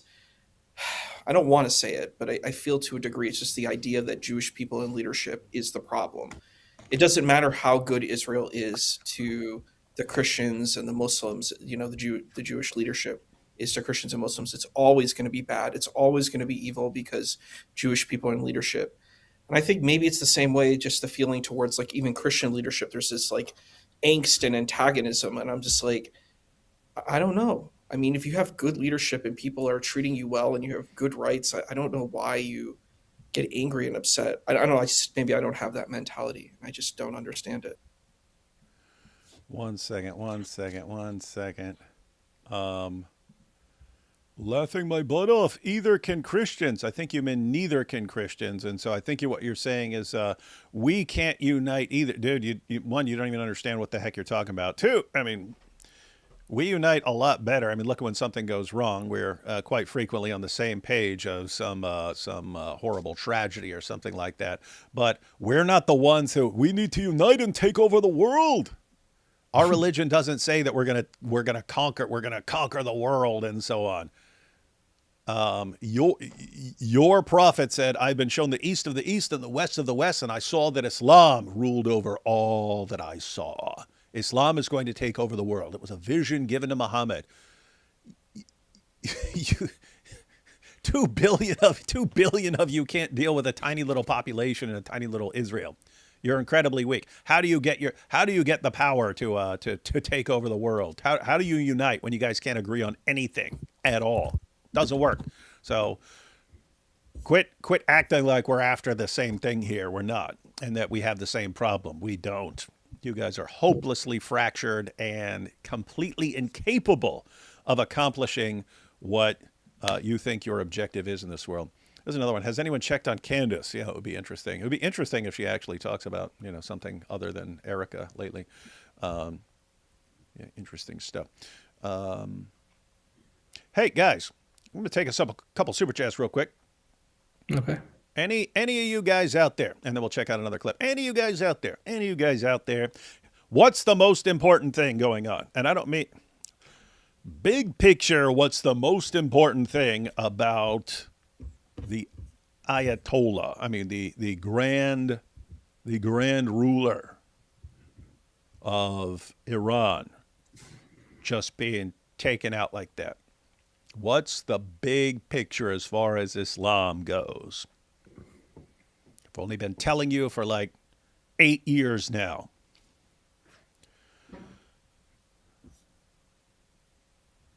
Got prune. Are you asking us or the chat? No, I'm asking the people in the chat. I'm asking you guys. You don't know either. You haven't been paying attention. None of you guys pay attention. Prune says Islam is crumbling. We got Islam is breaking apart and many will come to Jesus. This is all. This is correct, but not what I'm looking for. Earth is being purified. Islam is on the decline. Islam is collapsing in the name of Jesus. Karma is a B. It shows Islam is weak. Military might goes down. Islam is falling. He died like a dog. Apostasy rates will rise. They feel weak. Some of this is on the right track, but I'll just break it down now. As far as what I've been saying, like the grand scheme of things, this is some of what you guys are saying is connected to this issue. But and people are saying other leaders will be terrified. Islam is collapsing in the name of Jesus. A house built on sand will not last. Yeah, this stuff is kind of connected. But here's the issue. So I mentioned the caliphates, right? So Islam always had a caliphate up until the Ottoman Empire fought in World War I and lost. And shortly after, the caliphate collapsed. They lost their caliphate. Now, they had lost caliphates before, but that was when it was being replaced by another caliphate. So you still had a caliphate. When the Ottoman caliphate collapsed, it was not replaced by another caliphate. It was Western nations that were more powerful. And then what happened? Then the French and the British, after World War I, went over and took over massive parts of the Muslim world and decided how they were going to divide them up into different countries and stuff. They said, hey, and then after World War II, hey, let's put Israel right there. Let's put Israel right there, right? That was massively traumatic to the Ummah. Now, for the first time, we have no caliphate, and we have no hope of rebuilding the caliphate because these other nations are way, way more powerful than us. That was traumatic, and a bunch of people lost their confidence in Islam. You saw people in Pakistan, Afghanistan, they were modernizing. Iran, they were modernizing. They started living and dressing and so on like Westerners. Women were going out and going to computer school and engineering school and stuff like that. So it was just, okay, we lost. The attitude of lots of people was we lost. Islam lost. It's been falsified. That was the psychologically, that was the impact it had on people. But you got the possible alternative explanation that came along. We've been through this before, but then an alternative explanation came along. The alternative explanation was not that, oh yeah, Islam is falling because it's false and it's not taking over the world. The alternative that came along was, yes, we lost to these Western nations. Yes, it looks like Allah's not on our side, but that's because Allah's punishing us for not being strict enough in enforcing Sharia. That was the response. It's not that Islam is false. It's that Allah's punishing us because we haven't been devout and strict enough, and we've gotten way too lax in everything. So the solution is we have to crack down, be forceful, crush all heresy, and so on. And this went in two different directions. You had the Sunni direction that gives rise to like the Muslim Brotherhood and so on. You had the Shia direction. That's like the Iranian Revolution. Both of there was the same mentality. It's we haven't been strict enough and devout enough. And so if we do that, then Allah's going to bless us again, and then we'll start taking over again. Okay. That was the plan, and you tried it. How well is that working out in Iran? That's right. It just collapsed. That entire theory, as far as the Shia wing, that just collapsed. You lost. You tried it. We'll be very strict. We'll toss people who refuse to wear the hijab in prison or kill them and so on, and then Allah will bless us for acting like this. Oh, really? Because it looks like you're the leader of your entire movement just got bombed. And it doesn't look like you're making any sort of comeback. So basically, the Shia wing just lost. And it's not looking much better for the Sunni version because you had its sort of full culmination in ISIS. And that lost and so on. But anyway, the Sunni version isn't doing too well either. And guys, you can't kind of overstate the significance of this. It's, wait a minute, Islam is lost. Islam is weak. That's not supposed to be that way. We're supposed to be taking over the world. We're supposed to expand until we take over the world. And we just got crushed in World War I. And we have no hope of rising to power. We have no hope of taking over these Western nations. We're way too weak. Alternative explanation. Allah's punishing you because you're not being strict. Okay. ISIS was very strict. They lost. Iran, very strict. They lost. Now where are you going? Now they're only, you've still got the Sunni mentality and so on. So it's still alive in various spots. But now kind of the only possible alternative that remains is maybe Allah's helping us conquer these Western nations by different means, by us having really terrible countries and we want to get out of them. And then we go to Western countries and eventually maybe we take them over.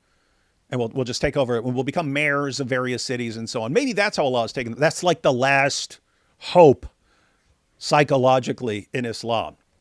So the alternative explanation for why Allah wasn't blessing you to do what you're supposed to do in this world, you had the Shia version, it just lost. The Sunni version is losing. Now kind of the only hope that they have that's left is based on Western leaders and stuff saying, yeah, just keep bringing in more, bringing in more. Yeah, yeah, yeah. We'll show you how tolerant we are by making you leaders and letting you do whatever you want to tens of thousands of young girls and so on. And if you can somehow crush that hope, there is no hope left, guys. There's just no hope left. Because it's a mentality of you're supposed to be dominating the world. And as soon as it's, well, we're not. And by the way, we talk lots about Muhammad Hijab's that poll he ran years ago, not in the suit sense, but that poll he ran all those years ago where he asked Muslims, when he asked Muslims specifically, when you doubt Islam, what is it that's causing your doubts? And the number one answer was moral problems with Muhammad. That's the biggest cause of doubts for Muslims. But we don't always bring up the number two. Islam is number two, by the way. But the number two response was the weakness of the ummah. The weakness of the ummah causes them to doubt Islam because the ummah is not supposed to be weak. The ummah is supposed to be strong. And so, psychologically speaking, from an Islamic perspective, if you're a Shia, your hopes just got crushed, man. Like, how do you could still have some vague hope in the future, and that may work for some people, but a lot of people are just going to be devastated and, oh my goodness, we lost. It's not working. We're not taking over. We're not taking over the world. We're not defeating the Sunnis. We're not defeating anybody. We're toast. And the same sort of thing is going on with Sunnis. It's like, why? I mean, there's 2 billion Muslims, and we can't beat a couple of Jews, man. We can't beat a handful of Jews. They run their mouth, oh, we're taking over the world. Inside, they are psychologically being destroyed. The world is not supposed to be like this. So as far as like big picture is concerned, you had 3 options. You had 3 options as far as like what could possibly happen that would be somehow consistent with Islam about how we actually move forward and Islam is going to turn out to be true. We didn't, Shias are right, and we just got to be strict. We just got to be really strict in imposing Shia Islam, or Sunnis. We have to be really strict in imposing Sunni Islam, or Allah's just doing it a different way. He's having us, he's letting our countries crumble horribly, and he's just going to use that to help us take over these places. Well, one of those just collapsed. The other one's collapsing, and if you could just deal with that third one, like stop thinking that you're going to take over Western nations by immigration and so on, and having lots of babies, someone could still believe in Islam, but that is going to be so massively psychologically traumatic that you're going to see. You thought the avalanche of apostasy was accelerating before. You're going to see it accelerating way, way, way, way more. You're going to see mass exodus from Islam over this stuff. So anyway, that's kind of when I'm thinking, like, when I see something like this, I'm like, oh, you had 3 options. You just lost one. Now you're down to 2, and those 2 are not looking very good. Makes sense, yeah.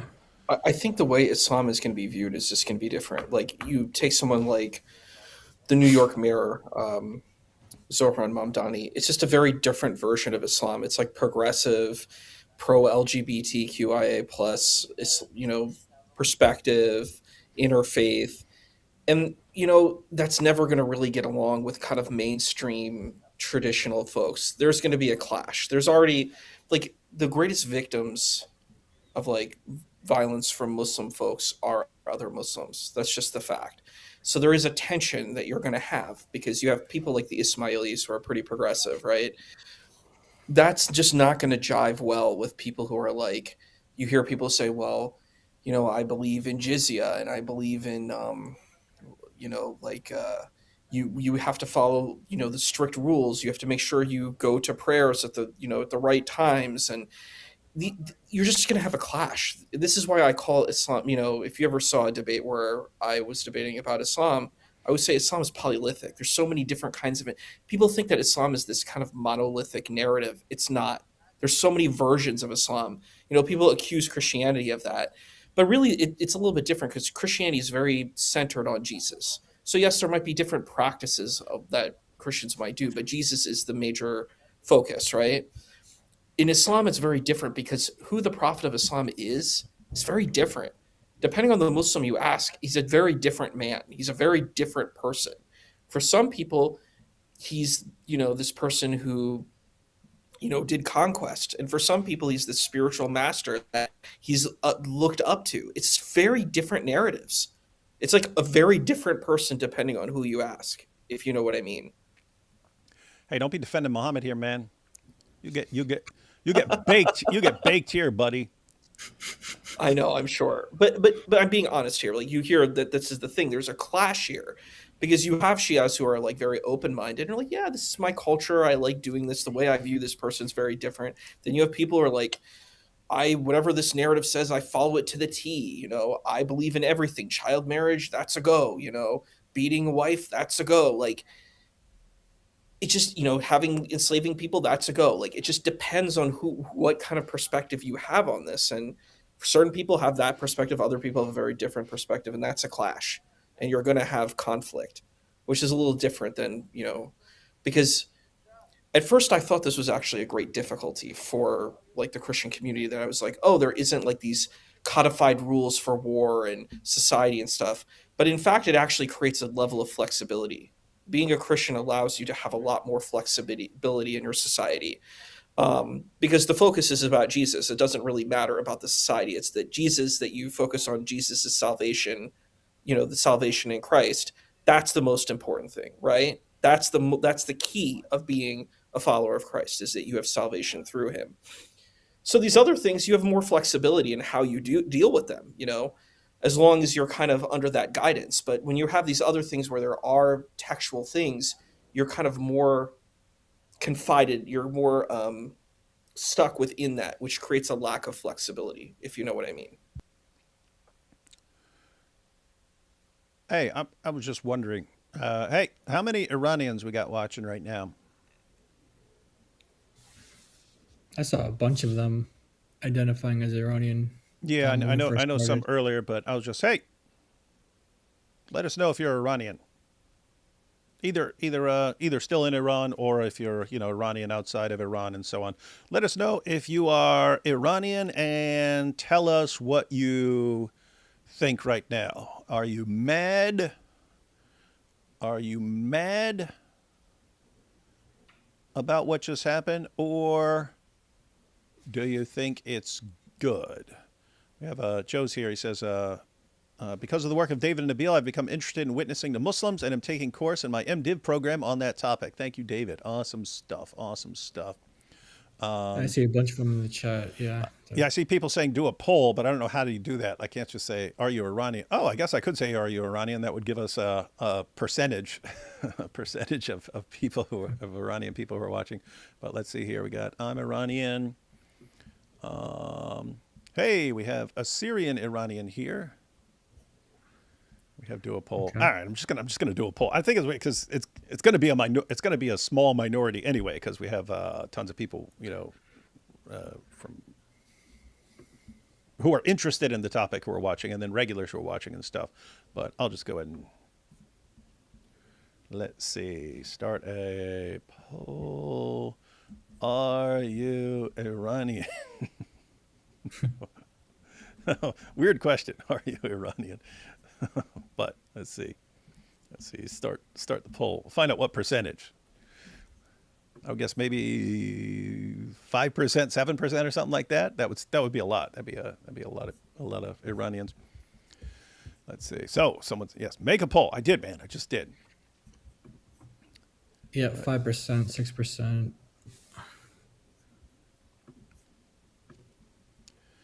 And let's see. Hey, we have this. Look, I'm not Iranian. I didn't ask if you're not Iranian. Hey, now everyone's just sharing random. Yeah, they're I'm just saying what Filipino. they are. Let's see. Yes, come on, Persians. One of your Iranian. Then we got I'm half. I'm Iranian. Says I'm happy. Hello, Iranians. This one says I'm ironic. I'm ironic. So there's about 500 votes in so far, and it's 5% Yeah, said 5%. yes. Ha! I'm pretty good, man. I guessed 5 to 7. We'll see. We'll see what happens. But it's 4. I was wrong. I overestimated. Indo-Aryan. Let me see. Let's take some super chats real quick while that's going. The Night of Al Zut was the last. Now epic, epic fury. I guess Operation Epic Fury. Ezra's Epic Fury, or Sagada's Epic Fury. Whose Mubahala will have a higher hikmah? Thus saith the cult of corrupted books perfectly preserved. Ida, I thought Ida was going to sleep. And he keeps, oh yeah, David, please next time ask your guest his age. I kind of regret getting a bit rough on him in the super chats yesterday. It was just a child, so I apologize to you and your guest. Yeah, I had no idea. Yeah, for anyone who didn't see it, I had like a long, like whatever, 4.5 hour discussion with a Muslim, and then at the end of it, he said, "Do you have any questions?" Like, how old are you? He said 17. I was like, oh. Not that that's fine, but yeah, I have the same. It wasn't so much that I was being, we were being nice in during the discussion yesterday. But before that, when we were going back and forth on X, I, was calling him a liar about things and so on. And I wouldn't have said that to like a 17-year-old, even though, 17-year-old, you're like a grandfather in Islam standards. I bet Khamenei was furious and his fall was epic. No comment there. Is the wiener whining now? What do you mean, the Warner? The Warner. Oh. Pray for peace and conversions of Iranians to Jesus. Trump has the most powerful da'wah. Yes, he does. Please tell me where fire Islam to the ground over there. Oh, burn. Yeah, sorry, Isa, but it's got to go. Well, I don't want to burn Islam physically to the ground and stuff. I just want people to have the right to expose it and so on, and to preach and so on, and basic human rights for people who want to disagree with it. What if Iran accidentally? I think that's a good position. What if Iran actually accidentally bombed the Kaaba? They just like started missiling like Dubai, Saudi Arabia. Everyone, they started firing in all directions. What was crazy was because when the protests were starting, Trump said, "Hey, I got your backs." It was some of the Gulf nations that told him not to. They said, "No, don't do that." Yeah. And he kind of like, I think that was a lot of the delay. It was, "Oh, I thought you guys were going to be on board with this because you don't like these guys, and they've been causing trouble for all you guys." And it's like, no, we don't want you to do this. And they had their reasons and so on. So I think that delayed it and so on. But then that sort of went away pretty quickly when Iran's just like, "What you're doing? I'll bomb everyone. We'll bomb everybody in all directions." And I'm like, "Oh, okay. Well, you got to go then." I have a loved one in UAE, and they were telling me that there's bombs there, and they might have to pack up and go home because they're working from away from home to work in UAE, and it's just really scary. So right now they're not letting anyone in or out. It's really bad, really bad. It's really scary. That's the thing that I think we have to be aware of. We don't want any loss of life, and I think that I understand that this leader is just horrendous. It's just we have to be careful because we want to be careful that we mitigate the loss of life.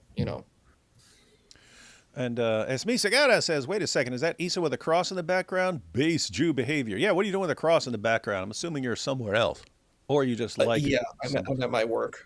Yeah, my work, we have this, so hey. I work at a spiritual center, so yes. Interesting. So he works in a spiritual center with a big cross, and he's a Sufi Muslim Jew. Right. All right. Works in a place with a big cross. We have I'm a very strange individual, I know. No one has ever said you're not strange, man. No one. Oh, I've and never I'm fine with one it. person. Yeah. We have Javed Shah, B. Pish. YouTube channel Aussie Man Reviews has horrific photos of bodies. His wife is Iranian. Oh, we don't want to. Well, I don't want to look at those. As a result of this, both sides of Salman Rushdie's pillow will always be cold, and he will get lots of restful sleep. God bless old Rushdie. Yeah, I bet he's loving things right now too. I told you about that movie, International Gorilla, which the whole plot of the movie was to kill Salman Rushdie. That was the entire plot of the movie. It was a Pakistani film. And yeah, it's just like the fatwa's over now. It's done, which I think is good. I'm with you. I think free speech is so important. It's such a treasure, and we don't even realize it. It's a gift that we have. Rest in peace, Ayatollah. New guy. Welcome, Ayatollah Bob the janitor. Long may he be. Long may he, and he's dead. New guy, welcome, Ayatollah Bob the janitor. Long may and he's dead. Yeah, that's got to be a rough spot. It was like, and they already named like the next guy and stuff, but that's a sucky position. It was like when Israel took out like all the Hezbollah guys and like bombed their testicles off with pagers and stuff, and it's like, oh, here's our new leader. It's like, you seriously want that position? Like seriously? I wouldn't want that, even if I believed in it. I wouldn't want that spot. Here's Ma. She says, I placed a bet on the 28th in Poly Market and everyone left. Sirens are keeping us up at nights, but we're all super happy. May Iranians be free. I saw people were like betting on whether the Ayatollah was dead or when it was going to happen and so on. I saw people like flipping out. How dare you bet on these things? Yeah, that's quite a thumbnail, lol. Oh, yeah, that was just a picture of, that was some coming of age ceremony for young girls. And it's the Ayatollah here. And it's like, we've seen some of the stuff you guys have said over the years, and I don't think you should be around those girls. There's a crucifix behind Isa. Yep. Exposed. Seeking Allah, finding Isa.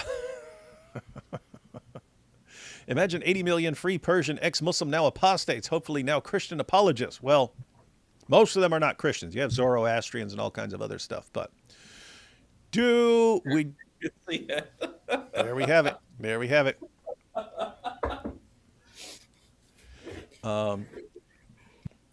Isa is the ex-cat kind of soul we want to win for Christ. Everyone in the chat, please pray tonight that Isa sees the truth and fully embraces the love of Christ. One of us. I'm getting old.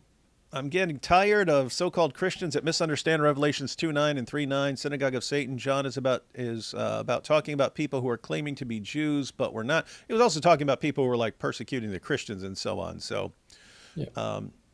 That's a super sticker. Thank you. UK needs a prime minister like Trump. Love him. Yeah. I mean, pretty much anyone on the planet would be a step up from what you guys got now in the UK. Perhaps Allah is musing, or he's relieving himself, or he's on a journey, or he's asleep and needs to be awakened.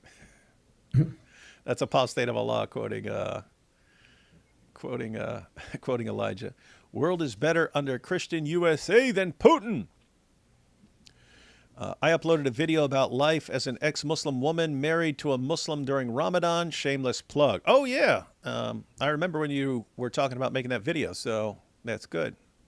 That's good. That's up. Everyone check out Apostate of Allah's new video.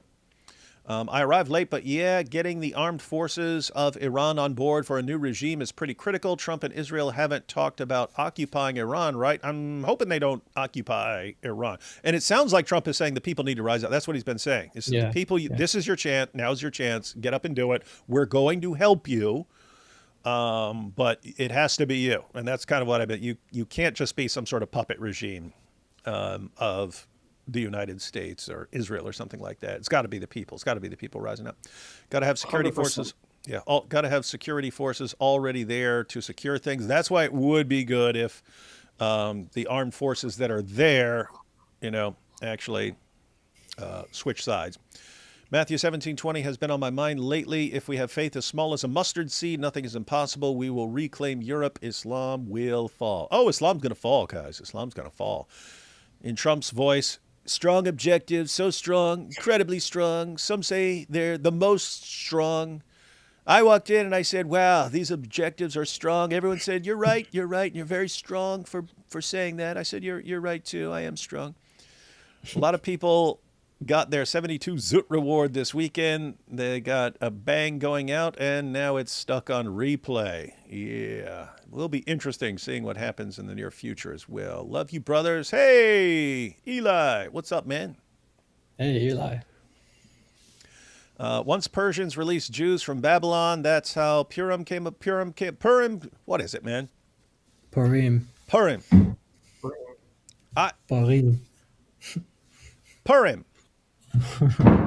know what's funny? I was in a Purim play. Hang on. Purim. No, hang on. I'm saying that because there was that movie, Tropic Thunder. Tropic Thunder, and why when he was telling him that he has to let this actor just die after he was captured by the drug gang, he said, let's face it, the kids aren't dressing up as Scorcher for Purim anymore. It's like, that's why you let him die. It's like super. They were making fun of Hollywood producers and how evil they are and stuff like that. Anyway, sorry about that. What was up? It's a great movie. And I was just saying, that's when I heard, he said Purim. And so that's what I was just, I remember Tom Cruise saying it, but we have Jaya here saying, no, you have to say Purim. They're all good. You know, it's funny. I was in a play and I played Haman during the play at Hillel. Wow. So I was at Hillel. Wow. I was at my university's Hillel and I played Haman, and it was just a great time. You know, playing a villain is really fun. Oh man. And it was like, you know, because like it's for the modern age, because you know it's like, you know, nicest guy progressive. So, huh? Yeah, nicest guy on the planet playing the evilest guy on the planet. That's what's funny. That's what we're laughing at. Yeah, because the way it was done, it's like, you know, they said, "Hey, chat," you know, like they made it like for a modern audience, you know, and they were like, "So is this slapping? Is this party bussin'?" It was, you know, it's for like Gen Z, and it was really fun. I had a great time doing it. So, but they made it fun and comical. So nice. Purim. Biblical prophecy fulfilled, Jeremiah 39, 34 to 39. Khamenei and Trump equal Indiana Jones and man with knife. Oh, that was like the sword guy in Indiana just pulled out a gun and shot him. In the original, I think I've heard in the original he was supposed to have this big fight, but they all got food poisoning. He was really sick and he had to go to the bathroom, so he just pulled out his gun as a joke and went like that. And like Steven Spielberg's like, oh, that's way better. And we have, Eli again. He says, Isa, Jesus loves you, brother, and we love you too. Now watch Isa start fuming. How dare you say that to me? The three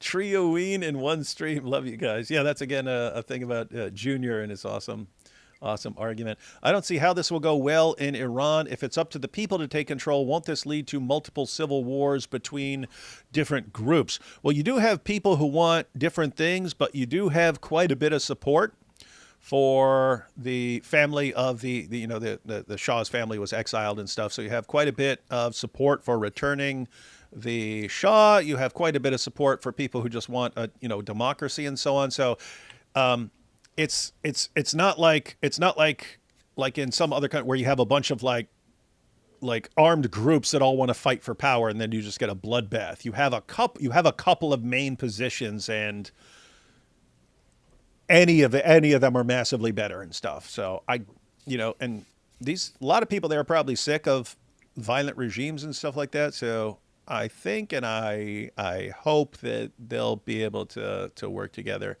And either, if most people want the Shah back, then guess what? That's going to be massively better than what they had. If they get a democracy, that's going to be massively better than what they had. So I agree. Anyway, the point is, this is not a time to be like, oh, this is going to be a disaster. This is a situation where it looks way better than it would in lots of other places. And it's sad the way it happened, but it did happen, and so we need to move forward and pray for the best for the Iranian people to have freedom and liberation from oppression. I'm an Indian Christian. When will Trump urge Modi to protect Christians? There have been many violent incidents across the country. Yeah, I don't know. I don't know about that one. I see no indication that there's going to be sort of intervention from Western governments over. And I've also heard from Indian Christians there. I've heard from Indian Christians who said, I've never seen a problem where I am. And I've had other Indian Christians say, it really sucks. It really sucks where I am. So I think in India, it has a lot to do with kind of the region of India that you're in there.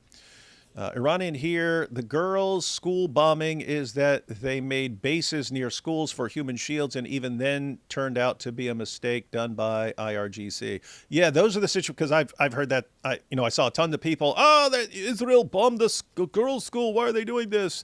And I've also heard it was the IRGC and so on. So these are the situations where I don't comment on until, more information comes out, because it's hard to figure out what goes on when everyone's saying something different.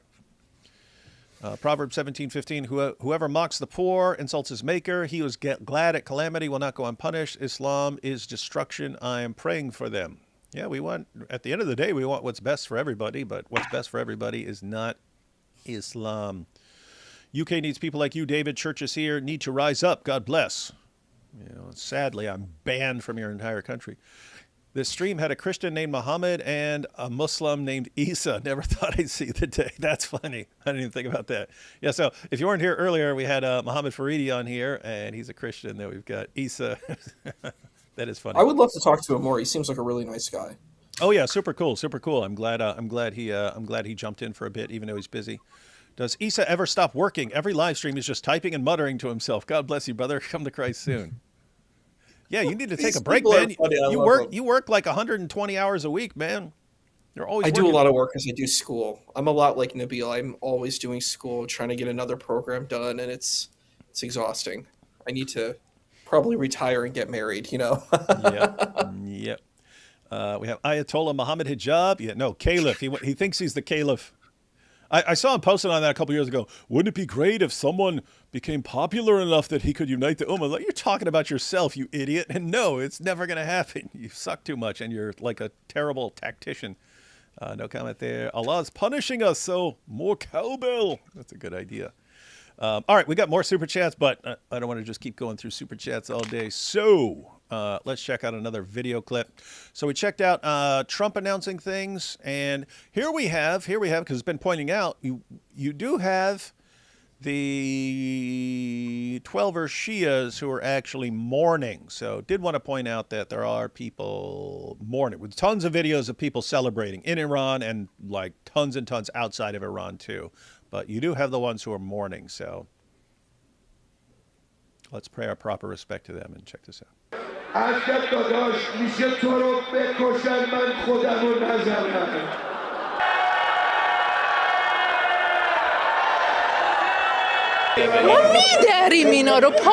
going to rip them apart. Oh, hang on, let me get this Super Chat out of the way. We're going to rip them apart. Say, look, lady, I was on your side. I'm not even joking. I didn't watch the clip. I just took a clip of Iranians saying Iranians are mourning and so on. And then the first thing, we're going to rip them apart.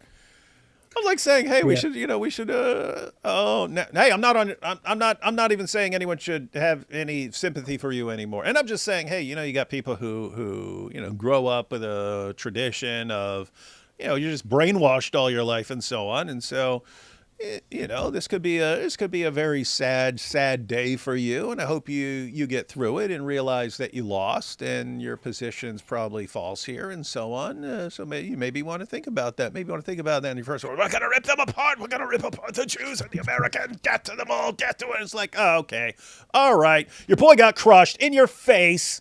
In your face. Do you know what's sad? This actually reflects like movies like Delta Force. I don't know if you saw like Chuck Norris's Delta Force. I saw all the Chuck Norris movies when we were kids, man. How did you see it? You're not that old. No, I'm not that old, but I like old movies. I'm a big movie buff, so I've seen a lot of different movies. I have to say Delta Force is one of the better ones, but most of those Chuck Norris movies were not terribly good.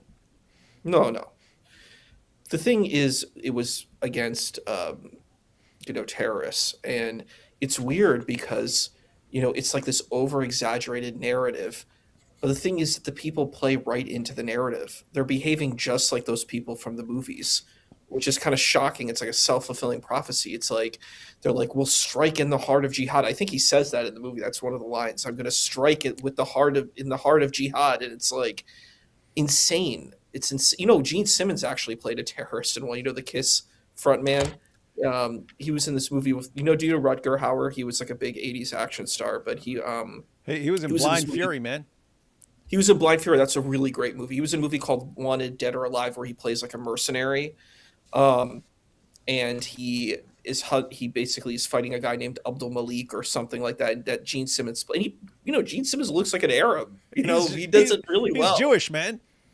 He is Jewish, I and know. he looks very much like, because the way he does it, like his hair is perfectly black and he has the beard. He looks super Arab. He does the role very well. But yeah, it's amazing as a rocker he became a very good actor too. But it was like, just it's disturbing. You see these movies and the people in real life are behaving just like the terrorists, and that's just it's very disconcerting to me. Like, you should behave much better than this, you know.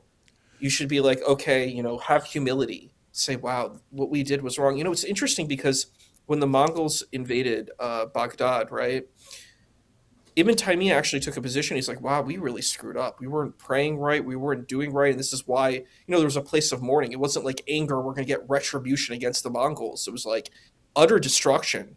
You know, Baghdad was utterly ransacked, you know? And I don't know. I think these people need humility. They need to have, you know, some kind of dignity, and just not like, I'm the tough. You're not the tough guy. You're not the tough guy here. You know, you need to have humility and change the ways, because what was going on wasn't working, you know, and a lot of people suffered. So, you know. Yeah, and you know, even with these, you know, this woman here, like, I'm still thinking, okay, you've probably been brainwashed all your life, and you can't like even comprehend another reality. And I'm hoping you learn something for all that, and it causes you to rethink these things. She didn't miss a beat. We're gonna kill them all apart. We're gonna kill them all. We're gonna kill them. We're gonna kill the kuffar. Oh gosh, really? Seriously? Let's see what she says here. We are going to rip them apart. It's funny, you're sitting there talking about like Delta Force and all this stuff.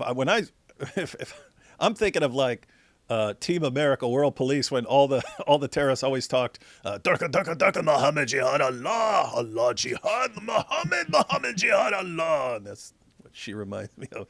To rip them apart, hold these people accountable. We're going to rip them apart. They're being out of line. Martyrdom is our honour. It's our right and our leaders' unquestionable rights to be martyred. This would not be a good time to. Okay, if you want. We want to be martyred. We want to be martyred. Oh my goodness. They're being out of line. ولی جسارت کرده.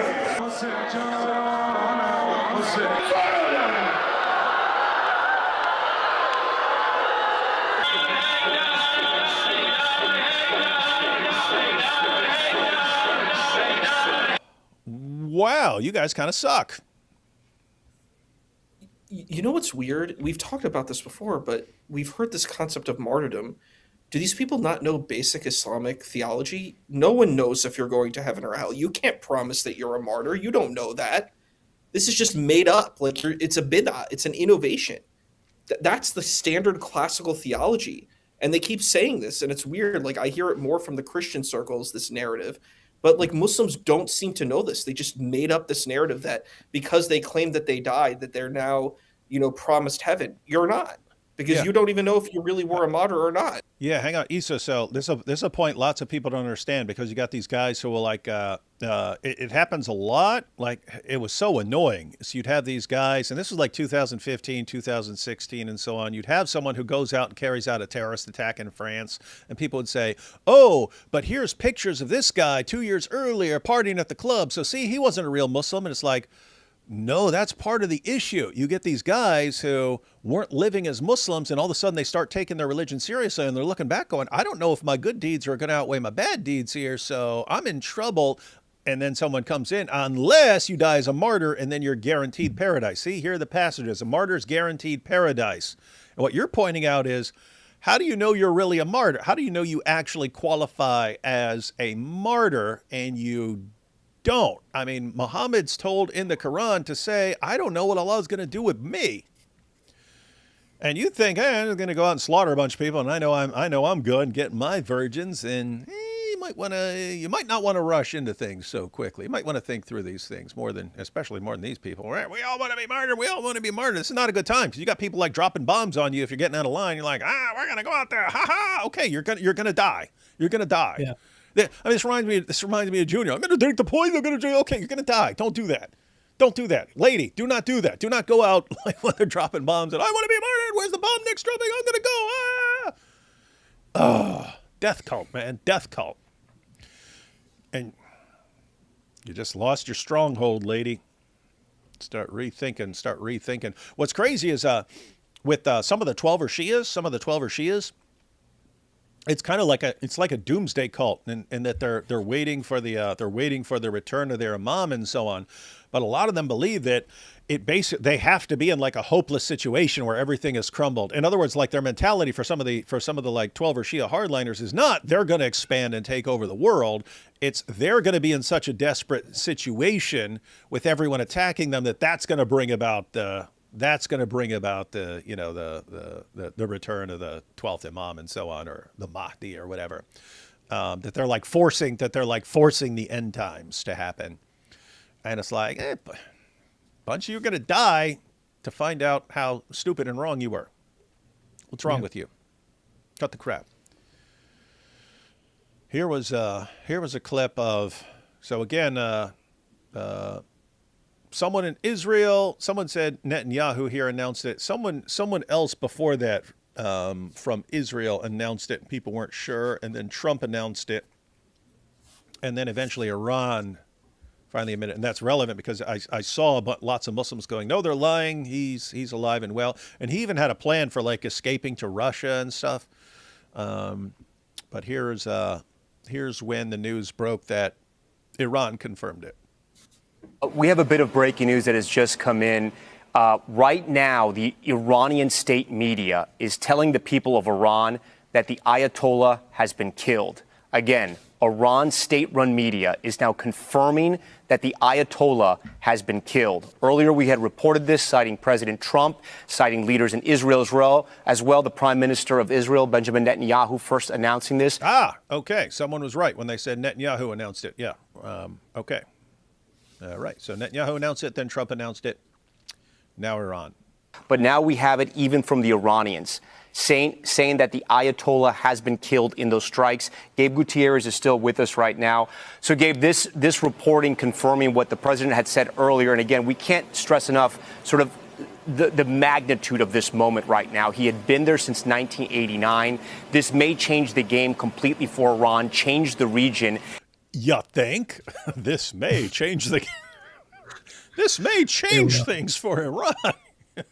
You think? Oh, wow. And from what we've seen now, this strike and this killing of the Ayatollah has now started a regional war. Where it ends, we don't know. How much further it goes from tonight and into the morning over there, we don't know. But still a monumental moment. Monumental indeed, Tom. When we think about it, the United States taking... What's up with this horrible background noise in this clip? I'm guessing that dude's just the second dude's in a noisy area or something like this. Or they just have crap people for handling their audio. Now, the supreme leader in conjunction with Israel. It is an incredibly historic moment here. And the president was alluding to this earlier in the day. He said that the people he had talked to, the intelligence, he believed that the Ayatollah had been killed. And now we have that acknowledgement from Iranian state media. Hang on, this is funny. You gotta find this comment real quick. I gotta scroll down. Where is it?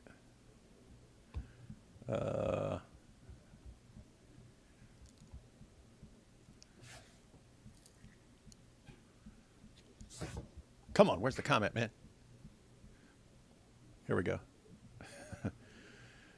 You should have invited Hatun to watch this. I want to see her beautiful, hysterical laughter. Well, I know Hatun cracks up laughing when Somalis scam millions of dollars with fake daycares and stuff. That's the absolute hands down funniest thing in the universe to Hatun. I've never seen her crack up laughing as when she watches Somalis scamming millions of dollars for stupid people who are falling for it.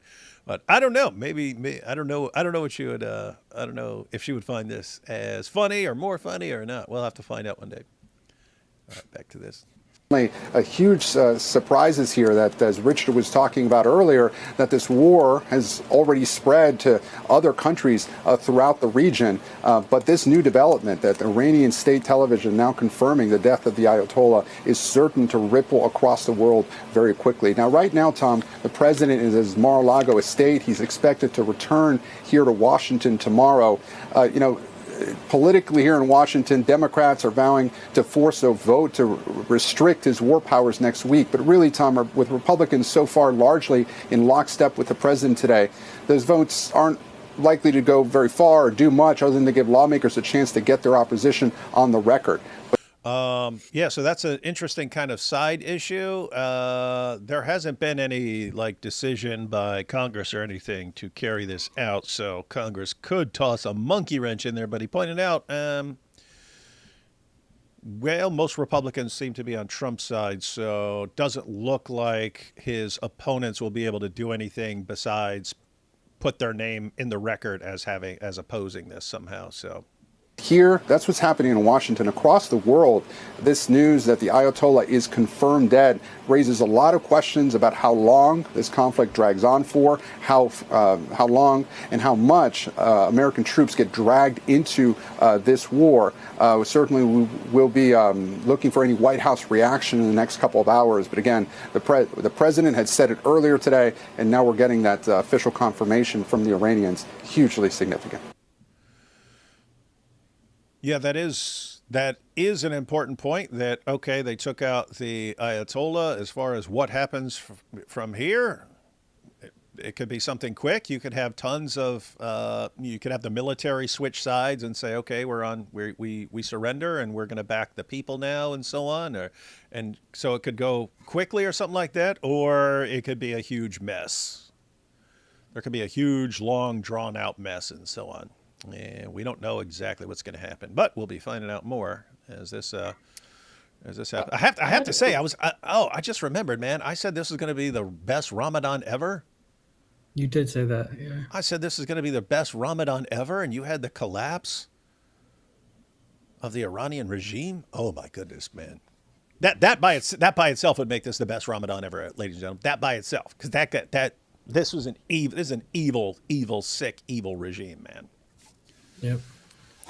I had a question. So the Ayatollah said he wanted to escape.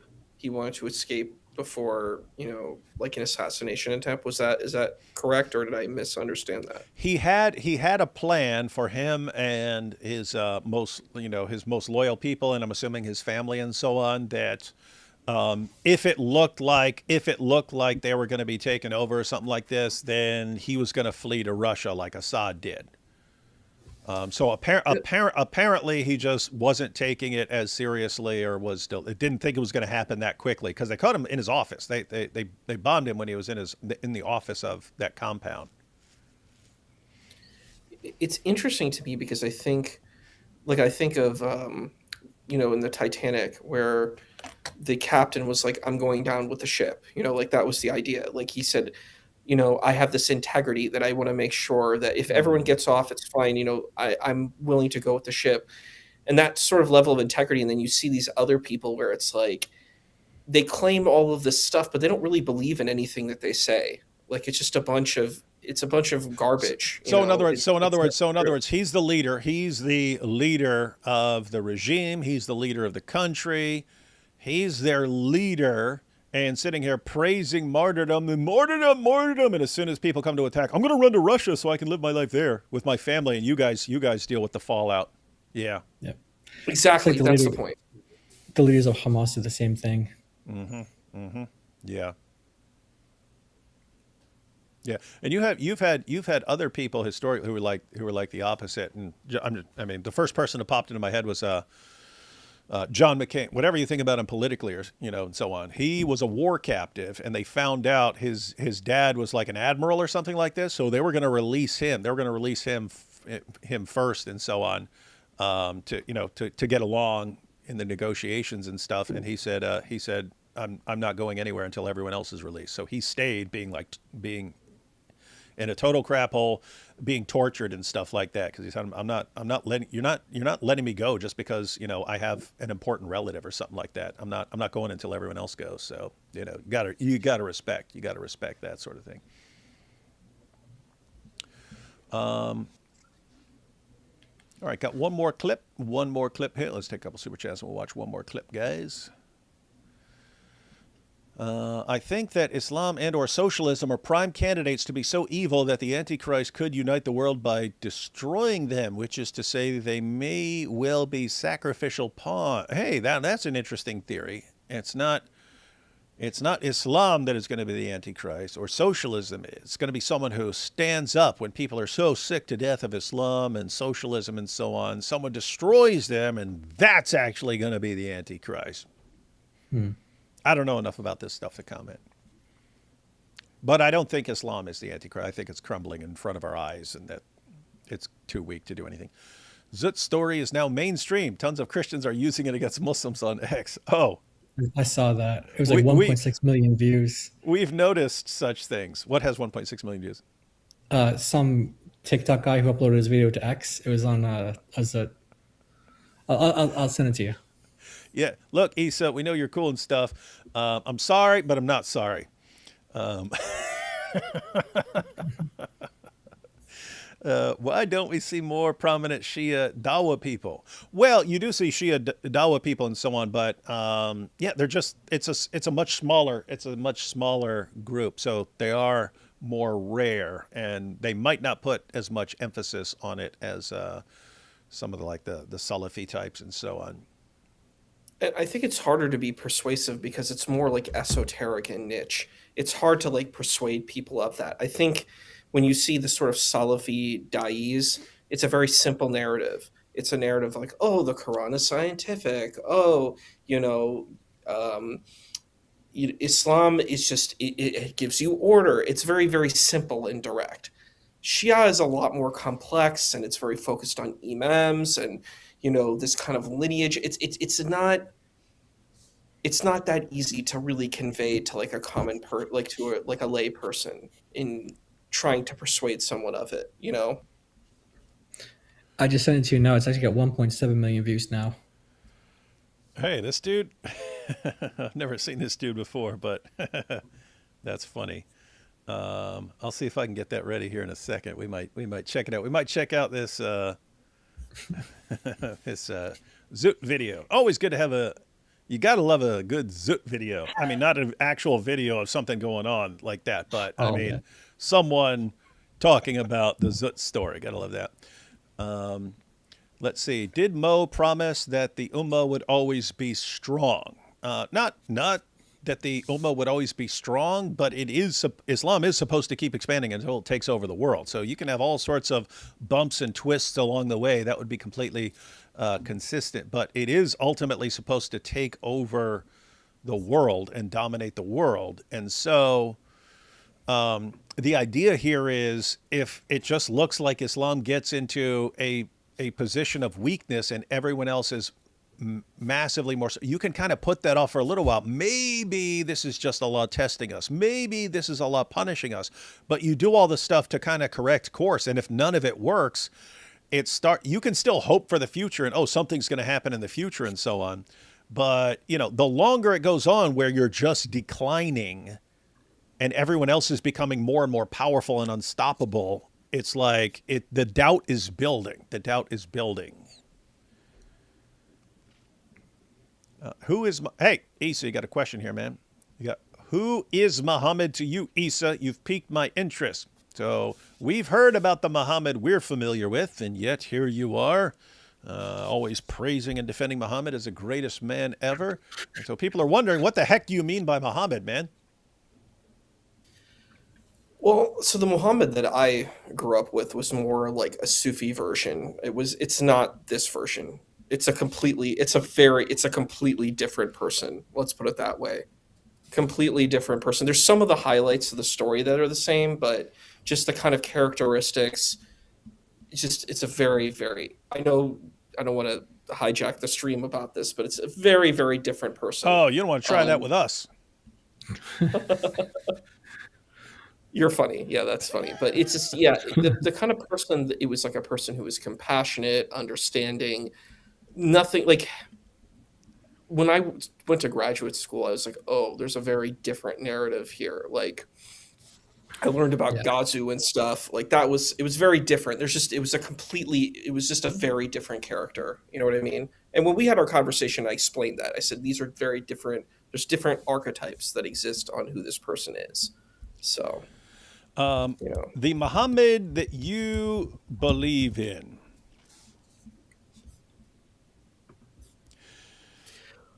So I didn't even ask my question, man. You may see where I'm going. Sorry, with this. please. But let's see. So, the Muhammad you believe in, do you think that was actually the Muhammad of history, or is just this like some sort of like religious figure that you think, hey, it's good to believe in this guy, but not necessarily like what Muhammad actually was historically?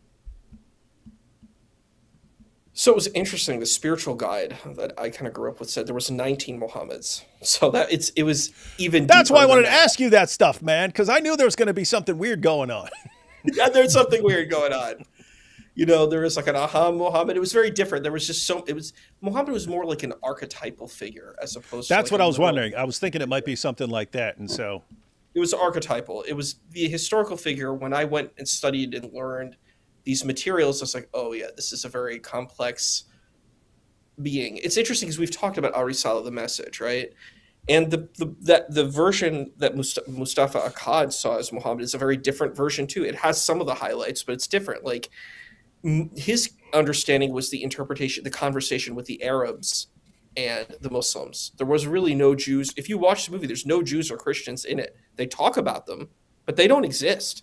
And what's also funny is they quote the gospel and they quote the Hebrew scriptures. They quote these texts at a certain point in the film. You should see that scene. And it's really funny when I hear Dais talking about it, like it's corrupted. And I'm like, this movie is actually asserting that these texts are real and legitimate. And the movie is actually gets a check mark from Al-Azhar University. So it's kind of a fascinating sort of disconnect. But I do think that the academic narrative is very different than kind of a spiritual Sufi narrative. It's just a very different person. So when I first read about like Jesus in like the New Testament, I read it when I was a teenager. I read the whole gospel when I was a teenager, and I was like, wow, I really like this guy. I like philosophically, I'm like, oh, this guy really resonates with me, So that was a very interesting kind of situation. I was like, oh, like all the teachings make sense and the wisdom makes sense, and so. All right, so that was just kind of the background that I had. Isa, we're going to take a few more super chats, and then we're going to check out that Zoot video that went viral. So you might want to cover your ears for that when we check that out. You can cover your ears for the Zoot video. Anyway, I got it rendering right now. I cropped it and fixed the volume and stuff like that. Volume was a little lower than I used and stuff like that. Anyway, we'll check that in a second. After I transfer it, no comment there. I have an honest question. What's with all the Ramadan ads about starving kids? Happens every year, and it's weird. I mean, YouTube's going to run ads of whoever's paying. So yeah. If people are saying, hey, help feed people for Ramadan, YouTube's going to run those ads as long as they're paying. Isa, I have a great respect for your heart posture and mindset. Where are you theologically these days? What would it take for you to come to Christ? Learn from your own name, man. Like what more? I really love your audience. I appreciate the audience here. They're very sweet. They're very kind. It's interesting. I listened to Mossab Hassan Yusuf, and he was on Piers Morgan, and Piers Morgan was trying to pressure him and put him in a spot. And he's like, well, you got baptized and you think Jesus is amazing. And he's like, I don't identify with that term Christian, but he's like, I really respect and love Jesus. And it was really interesting how Piers Morgan was trying to force him into a spot. And I was like, this is kind of gross. It's kind of really disgusting in a way, where he was trying to manipulate Mossab Hassan Yusuf to kind of convey that perspective on his kind of spirituality. I would say, like, with me personally, like, I'm in my own spiritual journey and quest. And I definitely the gospel is a very powerful scripture. I've never, you notice, like in any debate, I've never said anything against the gospel ever. I've never taken. You always talk trash about the gospel, man. And it's very different. You notice that, like, when we had our conversation, I didn't say anything about Jews. I didn't say anything, like, because I would be attacking myself, right? I didn't say anything about Jews, and I didn't say anything about, like, the gospel. And I was like, it was an interesting kind of space, because I've noticed that a lot of Muslim debaters, that's their thing. They attack the gospel, they attack Jews. They, like, even Nadir, I don't know if you saw his one debate, where he had this debate with this atheist, and he was like, the mustard seed isn't the smallest seed, so this proves that the Bible is false. And I'm like, he doesn't mean it, like, literally. Like, I don't, like, this is, like, common sense, right? Well, and I'm like, yeah. What I think is weird is that you thought I would watch a Nadir. You thought I might watch a Nadir debate. Like, I don't know if you've watched this. Chance is pretty darn slim, man, of me watching a Nadir debate.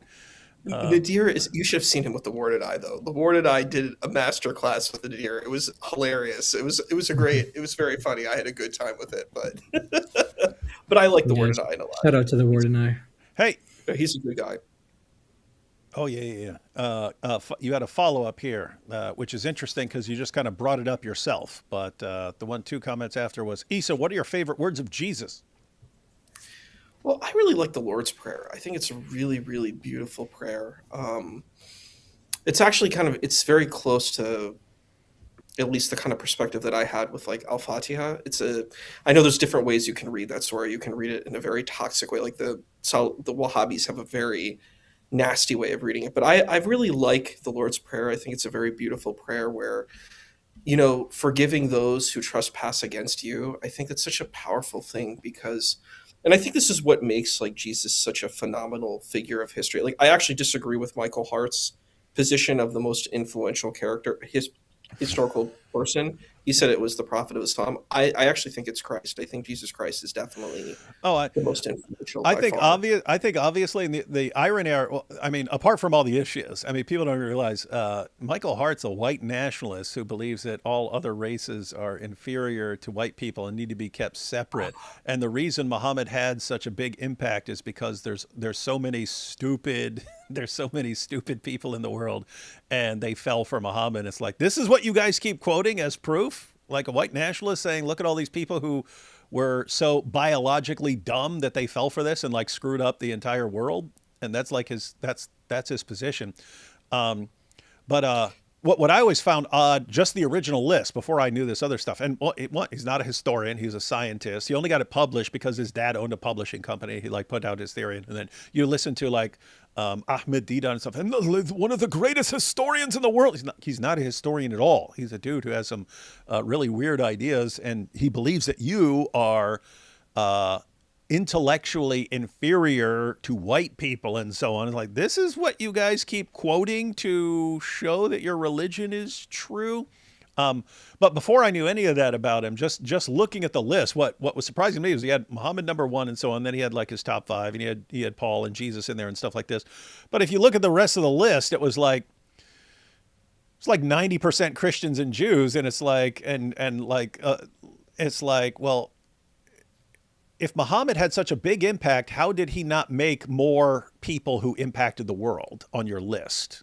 That's a very good point. Yeah. And so I was just wondering that, like, if you're, like, really having this big impact, wouldn't you be impacting other people who then go on to make a big impact and so on? So I thought that was a little odd. That's interesting.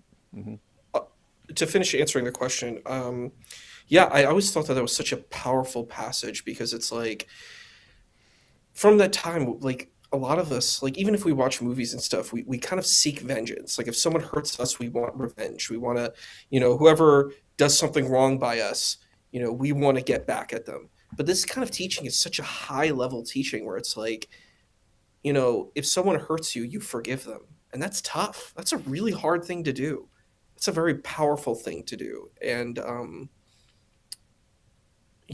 it's something that I think about a lot. I always try to forget, like, if someone hurts me, I always try to practice forgiveness because it's tough. It can be tough. Like, when someone really does you wrong and makes you mad and hurts you, you're just like, you listen to that type of teaching and you're like, you know what? I have to forgive them. I have to not allow this to control me and hurt me. And that's kind of what I feel. So the Lord's Prayer is definitely something that really is powerful. And it's linked because like God forgives us, like that linking of us being able to forgive others and God forgiving us. It's kind of a very powerful axiom for Hey, look at this. We got My Fairy Tale Life saying, debate the Islamic dilemma with Isa based on his Islam. Lol. Yeah, maybe you haven't been watching. Isa's kind of on our side on the Islamic dilemma. I'm 1,000% on your side. I'm writing my master's thesis on it. Like it's actually, I think Christians are completely correct. And I think Muslims have to do a pivot shift. I think they have to say, look, we got to reconcile these texts, and it might be impossible, but that's the route. You have to take the route of reconciliation. You can't take the route of going against it, because if you're going against the text, you're going against God. That's the only way I can see it. The narratives I've heard from like Apex Muslim, Dean Responds, Daniel Haqiqatu. It's D's response. Huh? It's D's response. Oh, D's response. All of them. I've listened to all of them, and none of them, Jake, Bracatella, none of them make a compelling argument that needs to be done for this. They just are like, well, the text is wrong. And I'm like, are you saying God is wrong? You're saying, well, God selectively chose this text to preserve. But I'm like, but the text that God is choosing to preserve is dependent on these other texts. Like, as a person who's read the entire Quran, you have to look, like, for example, there's a chapter in the Quran called Yusuf or Joseph, right? You don't know any of the details if you don't read Genesis or Bereshit. You have to read the text to know what's going on. It doesn't even mention Benjamin, who's like a central figure to the narrative. You know what I mean? Like, you have to read the Bible to understand that story. You don't understand it in completion. But then I hear people say, well, I take whatever, I use circular reasoning. I do the Texas sharpshooter fallacy. Whatever fits in my thing, I'll circle it, and I always get a bullseye. And I'm like, this is nonsense. It's really bad logic, and it's bad reasoning, and it's bad theology. It's just really bad theology. Yeah, it's pretty terrible. So Moo Cow said, why is he still... Moo Cow, you haven't been around here sometimes, but he says, why is he still a Muslim if he thinks Christians are correct regarding the Islamic dilemma? Yeah, I've actually said this for the past couple years. I've said that if for some reason I were to ever conclude that Muhammad was a prophet, I said I couldn't just somehow ignore everything I know about the Islamic dilemma. I said I would have to somehow harmonize it. I would say, okay, let's look at these texts. Okay, the Quran's got one verse that Muslims think is denying the crucifixion, and that is open to multiple interpretations because it's a minority position of other Muslims and so on. The majority position has always been that that's denying the crucifixion, but it's not terribly clear, whereas the gospel is perfectly clear that Jesus died by crucifixion. So I'd look at that and I'd say, okay, this one's confirming this one is way more clear, and so I'm going with that one. I'd have to kind of go down the line like that. So yeah, if you understand that the Quran is affirming the previous scriptures, you got two basic routes. Therefore, the author of the Quran didn't know what he's talking about, and I reject that. Or you harmonize them in some way. I did find it interesting that when Isa was asked, what his favorite quote from Jesus is, he went with the Lord's Prayer, because it's very different from what Isa prays when he's all like, and may Allah curse the kuffar. May Allah curse them and destroy their whole family lines. And then he's talking about the cool words of Jesus and so on. So anyway, that's cool. Hang on. So we got this video here that actually ties into this. Make 30 polls for Islam to become more flexible in the Zut sense. Talking about the poll we ran. And Al-Zudian, Cult of Sagara. All right, let's go ahead and check out this video. How many views did you say this got, Jai? 1.7 million. On what, TikTok? On X. On X, 1.7 million views on a Zut video on X. Okay, guys, we're going to check this out here. I have not seen this. I only found out about it right here while we're live. So let's see what this guy said. Did you know that the Prophet Muhammad had intercourse with 30 black men in one night? The story is narrated by Ibn Masud, a close friend of Prophet Muhammad. Hey, so this was on TikTok. I was wondering, hey, does anyone want to look up on TikTok what this got on TikTok? Jesus and Whatnot. So Jesus and Whatnot is the channel. Isa, cover your ears, man.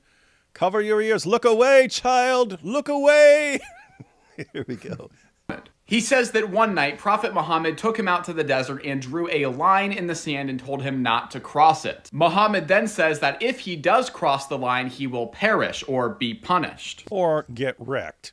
Once it becomes nighttime, Ibn Masud narrates that a bunch of black people came out with their hair and their bodies fully exposed, not wearing any clothes. Ibn Masud then says, and again, I'm not joking, that they came and started writing the messenger of Allah all night long. Many Muslims will try and say that this hadith is not authentic, but keep in mind, it was written by a friend of Muhammad. Not to mention, it's not only in one hadith, but two. Other Muslims will try and claim that this word writing doesn't actually mean writing. However, other Islamic texts literally use the exact same Arabic word to describe riding an animal. Not to mention, the same phrase is also used as a euphemism for intercourse. Whoa, he got that from you, Jai. Yeah, that's our translation.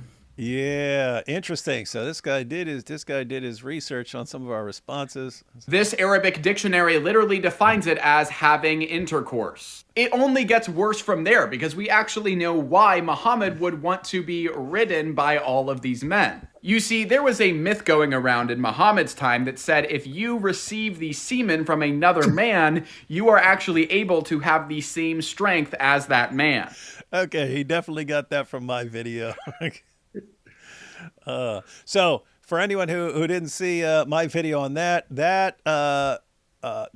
came from IP, Inspiring Philosophy, as far as he was talking about.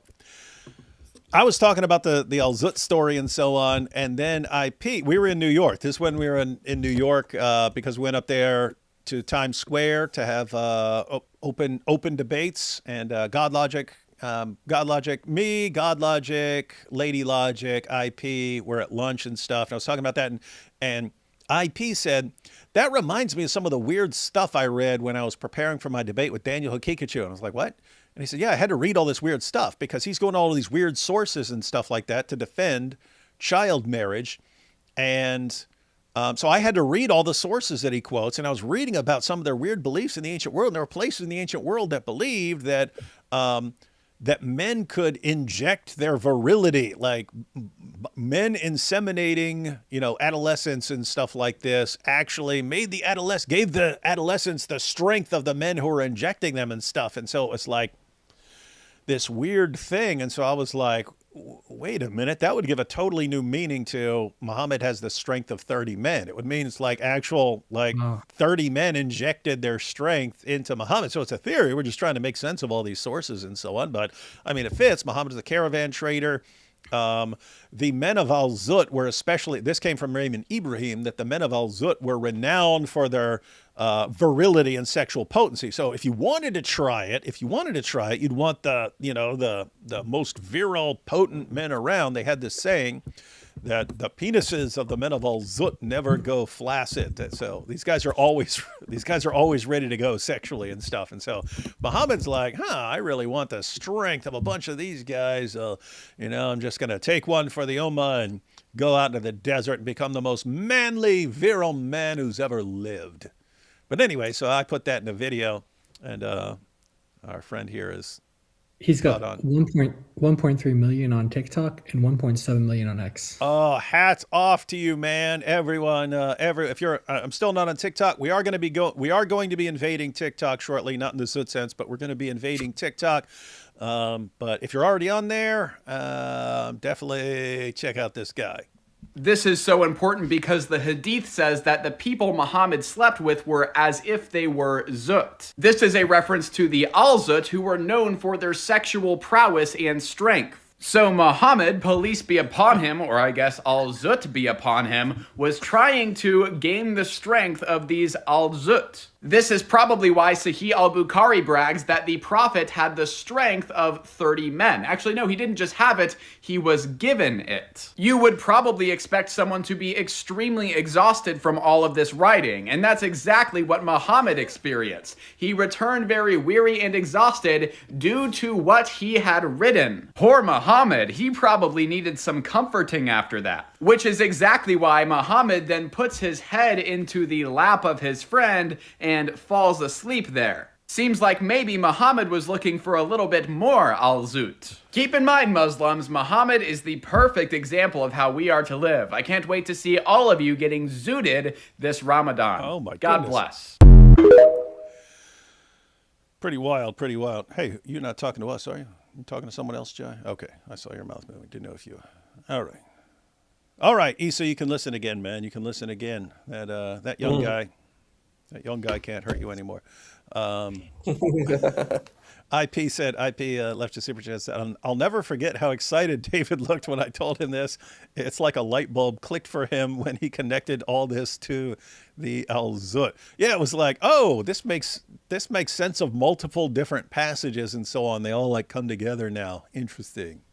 That's a mark of a good theory, ladies and gentlemen. It accounts for lots of different data from, anyway, cool times. Al-Zudian, the cult of Sagara. When it turns out good, oh, yay, sweet Iranian. Yeah. Issa, spot-on analysis of Islam's problem. Issa is going to be a cool Christian. Yeah, that's what we all think. So, Ayatollah, who lost the Mubala? Ooh, good question. Highway 53, latest vid, had to leave for bunker many time. Highway 53, don't know what that is. He's the Israeli Messianic Jew. And he does like a lot of videos around Israel, like preaching the gospel. Okay. Isa is the Trioween of Abrahamic religions. Was Club Pyru at Isa's play? No. Club Pyru. How's the Israel? No, I think they would be terrified because there's too many Jews there. I think, there was way too many Jews. I think that they would say it's a complete Mossad operation. We have how's the Israel and USA are evil camp viewing this. They're viewing it as Israel and USA are evil and Iran good. The Iranian regime, very good. This war is just to distract from Candace Owens' documentary. Yeah, she does say things like that. Like, this assassination was to distract from my powerful documentary. It's like, oh my goodness, you got a big ego. To answer to why the IRGC placing school girls in harm's way, Quran chapter 9, verse 111. Oh, no, I'll grant that it's possible. I'm just saying I'm not going to come to any conclusions till more information comes in. If Islam is false, Isa is awesome. If Islam is true, Isa is awesome. Either way, Isa is awesome. Therefore, Isa is awesome. That is a pretty compelling case there. See, Isa ever watched the movie Jim Cotta? If not, add to the list. Well, yes, I have. Isa's seen. I was thinking Isa's seen every movie I've ever heard of. So, yeah, Jim Cotta is it was actually an Olympian who had to do like martial arts. So he did it's like Olympic martial arts where he does like the the pommel horse and he spins around and he has to go into this island to find to save this kingdom. It's a weird movie. It's a weird 80s movie, and his father is on the island, and it's very strange. It's a very strange movie, and it's got classic like B movie 80s actors in it, like martial arts actors in it. I think he was in a. I don't know if you know Cynthia Rothrock is, but she was like a famous like 80s martial artist. So it's like a martial arts film. I just checked this out. Did you see the news of Austin, Texas, property of Allah hoodie, Quran and car shame? No, as I mentioned, I was out doing family stuff today, so I hadn't followed it. I haven't been following any. I haven't seen any of that, but I just looked it up. Says, suspect in Texas shooting wore property of Allah clothing and Iranian flag emblem, AP source says. A law enforcement official tells the Associated Press that the gunman who killed 2 people at a bar in Texas early Sunday was wearing a sweatshirt that said property of Allah and another shirt with an Iranian flag design. And so, let's see.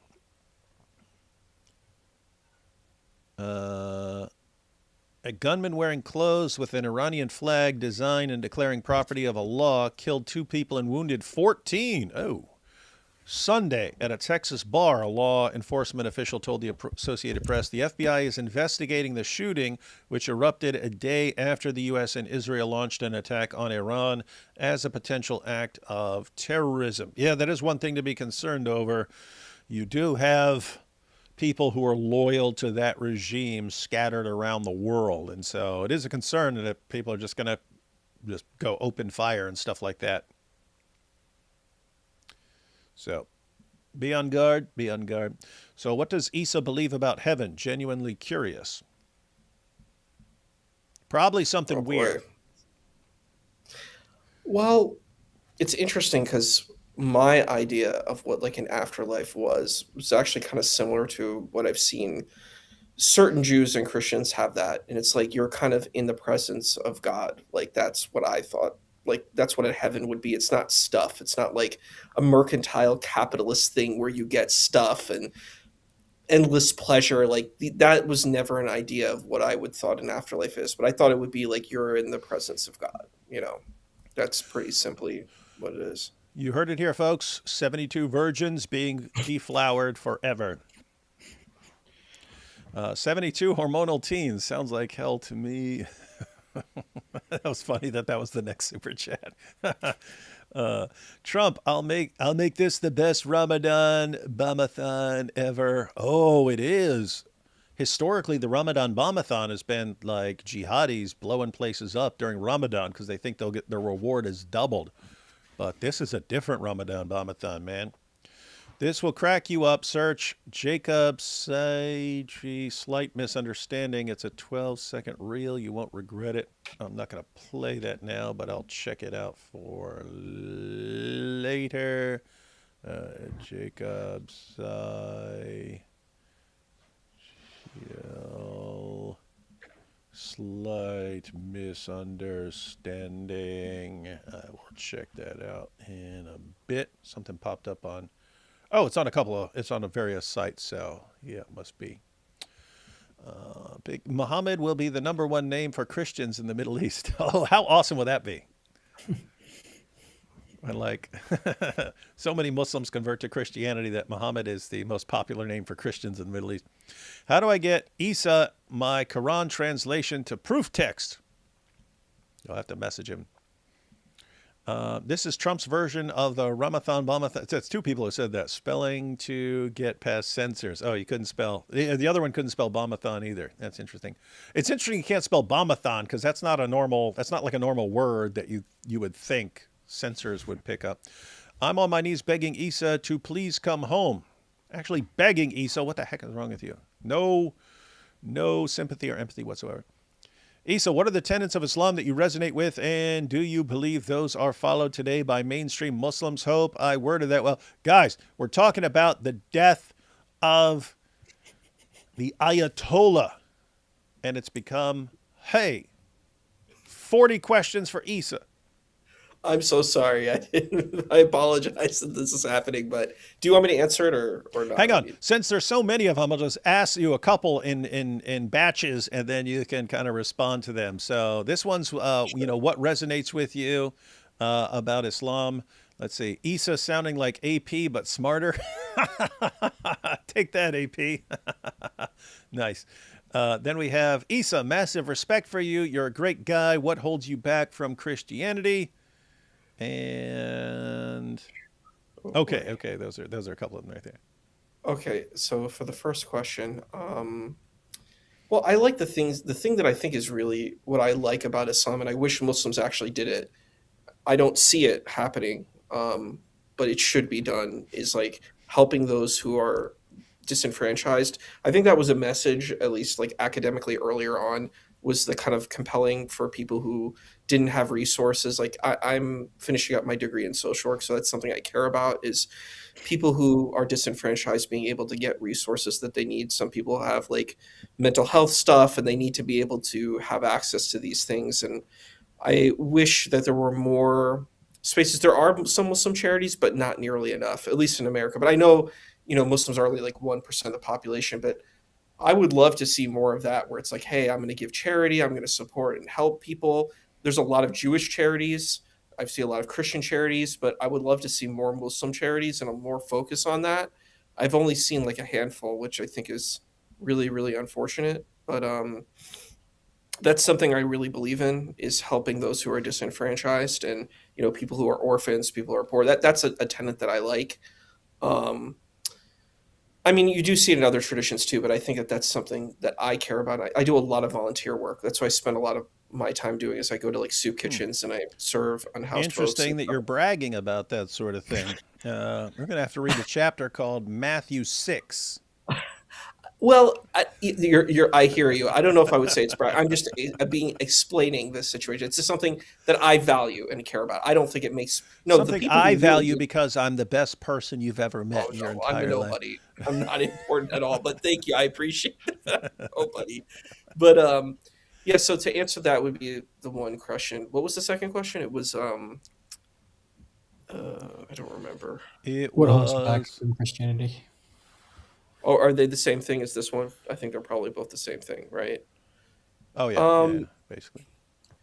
I don't know if I would say there's something that holds Well, me no, back. there was Issa sounding like AP but smarter. Right. In your You face, know, AP. AP and I had a conversation about, is Islam violent, a long time ago, like 3 years ago, or 2 years ago. Maybe it's 3 years ago now. But yeah, it was my first conversation on modern day debates, and we had a really interesting conversation. We became buddies after that, and like every modern day debate I saw him, we were just like, oh yeah, we're really cool. We actually I went and we talked about the junior debate, because I was with him at that debate con with the junior debate, and that was rough. The junior debate with AP. I don't know if you've seen that one, but boy, oh boy, I think I only saw a clip. that was Junior's second outing. I was there for the whole thing, and I was like, wow, this is intense.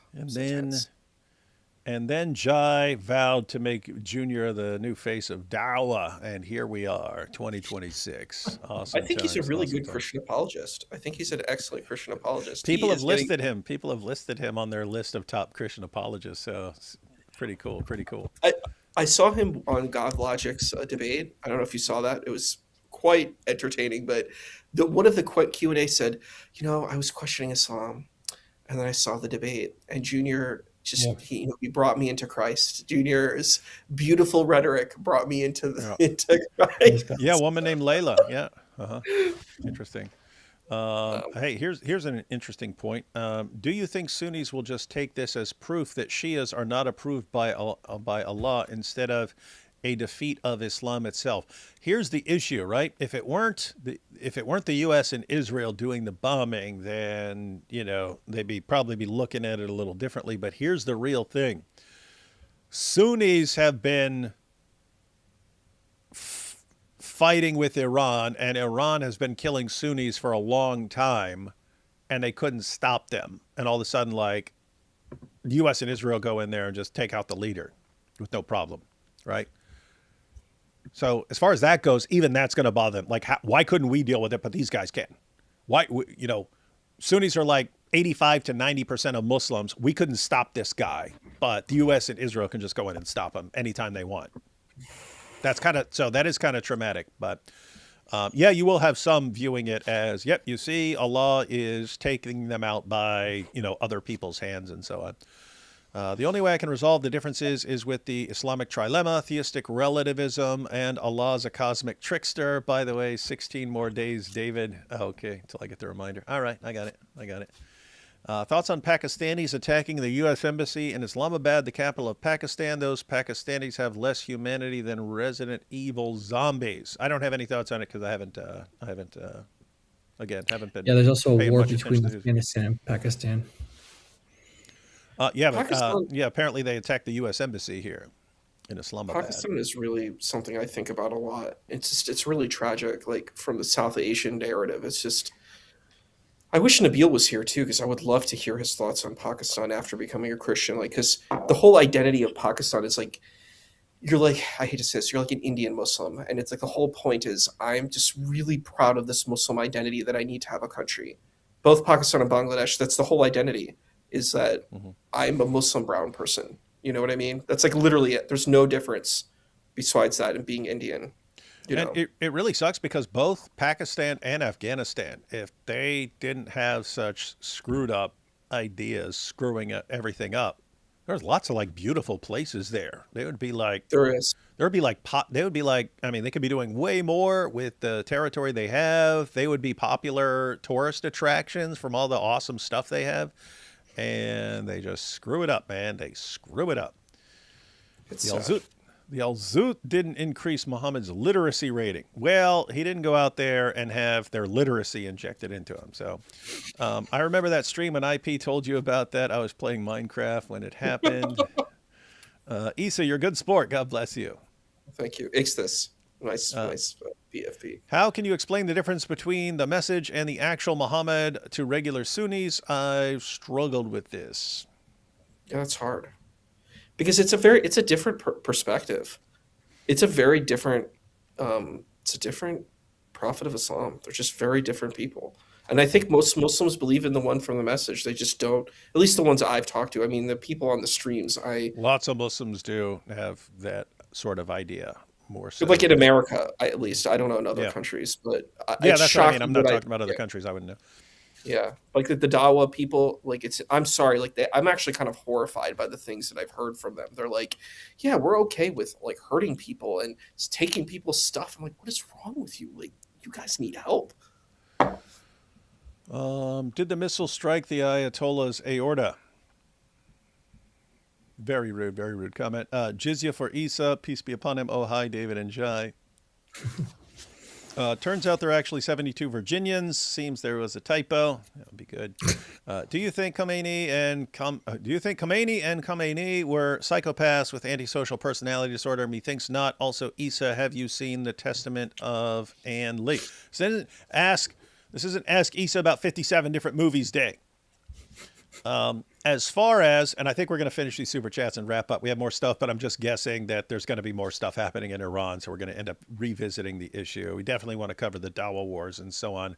But as for them, having antisocial personality disorder, I've addressed this in a different context, talking about people like Daniel Hikikachu. You have lots of the Dawa guys. You can just look; they meet the requirement. They obviously meet the requirements of narcissism, like narcissistic personality disorder. Because people will say, do you think Daniel Hikikachu is a psychopath? And it's like, no, I don't. But there's something that's not in the DSM. It was in like the DSM-1. That's Diagnostic and Statistical Manual of Mental Health, whatever, disorders. It was in one. It was in DSM-1. And it may have been in DSM-2, I forget, but I researched this back in the day. But they had something called dissocial, people who are called dissocial sociopaths or dissocial psychopaths. And it was a different category. They took it out because it's not an actual mental disorder. It's not a mental disorder. But these are people who, so you take a person who doesn't have antisocial personality disorder, but you have that person join a group where the behaviors that are normally associated with people who have antisocial personality disorder are valued and they're adaptive. In other words, they're valued in that community and they're praised and rewarded in that community. So in other words, if you're a normal person, you join a gang. Well, now you're supposed to have different kinds of behavior, or you join the mafia or something like that, or you go to prison. Now you can't act like a regular person. You have to act like someone who has these traits, but the traits that are valued in certain communities, like a gang or in the mafia or in prison, are traits that are normally associated with psychopaths. And so since they're adaptive, then you start acting like that because you're weird if you don't act like that. So you start acting more and more like a psychopath until you get to the point where, as far as you have to do like tests and stuff to determine whether someone has antisocial personality disorder. But if you're just going on people's behavior, what's called a dissocial psychopath, someone who just adapted that behavior because it was valued in his group, he looks the same. He looks like he's behaving the same way. So you would think this person is a psychopath, but he's not. He wasn't like that. He started acting like that because it was valued in his group. And so, as far as people who grow up in, a hardcore 12er Shia system and so on, well, you could just grow up thinking this is the appropriate behavior, and this can modify your behavior until you act like this, and you could just kill a non-Muslim like without a second thought and so on, because you've kind of been trained to do that, not because you were born with a mental disorder or something. So anyway, that would be my thought, but I don't know enough about the guys to make a call. You'd have to do some serious analysis. And then the question for Issa was, hey, have you ever seen the Testament of Ann Lee? Did I find a movie that you haven't seen, Issa? I know about it. I haven't seen it, but I'm aware of it. It's the movie about the Shakers, like the leader of the Shakers. So it's a newer movie. It's not an old movie. So hey, check this out. Issa said Muhammad was a fairy. Needs a paper about undesigned coincidences in Islam and al-Zut. So Dawa quote the abstract. What the heck? I'm not the only one confused by that, right? No, I'm confused by that too. I could. Okay, cool. Here's the thing. I could possibly decipher it, but my brain is way too fried right now to make the attempt. Sometimes I'm like, my brain is fried, and I don't think I'm going to get to the bottom of this. Definitely not in this sense. Dems blaming Trump for deleting IRGC are anti-progress. Hey, Issa, since this stream is about you, what's your favorite color? Do you like long walks along the beach? Do you enjoy bacon? Okay, first question. These are jokes. You don't have to answer any of these, but you can if you want. I do like turquoise teal. That's like blues and greens are my color, and yeah, I do like the beach, and I will take vegetarian bacon. So yeah, vegetarian bacon. You heard it here. So you can get the vegan bacon. Don't know what you can get that from me. Don't know what sort of mutant pig that came from, but anyway. Issa, given your concern with orphans, what do you think about adoption in Islam? Ooh, sick burn. I'm guessing you don't interpret Surah 33 verses 4-5 the way Sunnis have historically.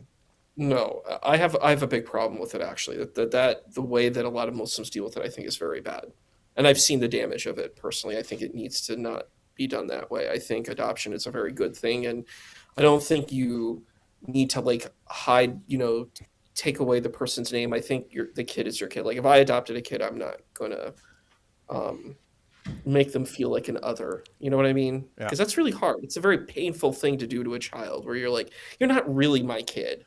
I can't do that. Hey, it's crazy. I debated Osama Abdullah a few times back in the day, but one of my debates, he used that as an argument against Christianity. He goes, in Christians, in Christianity, you adopt another child and then treat him as your own. I got up, I was like, yeah, why is that? I was like, yeah, why is that bad? He goes, you're treating another kid like your own. And he started flipping out about it. I was like, yeah, and that's what God does with us. That's what God does with us. He adopts us, and he's going, that's evil. But he actually used it as an argument to attack Christianity. Fortunately, the audience was not on his side with that one. But that was a weird one. I'd never seen that before. Using it as an argument against Christianity. Yeah, well, that's Osama Abdullah for you. Thank you for sharing that. That's insane. That's a really stupid argument. I'm sorry. It's really stupid. Let me sum up Issa's answers for everyone. Issa is super awesome, super humble, and AP's best friend. Hope this helps. You're embarrassing me. I'm really embarrassed in this stream. Wow. Ghost Hunter says, Issa is new to me. I'm not apologizing. Well, you will. David, check Ahavat Gordon, the Israeli fighter, now 11-0, who destroyed every Muslim opponent who trash talk him. His name means God's love. That's kind of funny. Let's see. West Huff equals greatest Pakistani ever. Prove me wrong. He is. Yeah, he is. I didn't even know that until recently. He's born in Pakistan. That's funny. He was born in Pakistan. Yeah. His parents were like missionaries or something like that over there, and so he's born over there. I was like, wow, that's kind of. I mean, for someone who's like an epic, almost like Mike Winger level nerd, that's pretty badass there, just being born in Pakistan. Issa, have you or do you just says enter something here. All the questions are for Issa. They're saying just insert any random topic for Issa there. What's your favorite book of the Bible, and why is it the Council of Nicaea? Don't know if you're.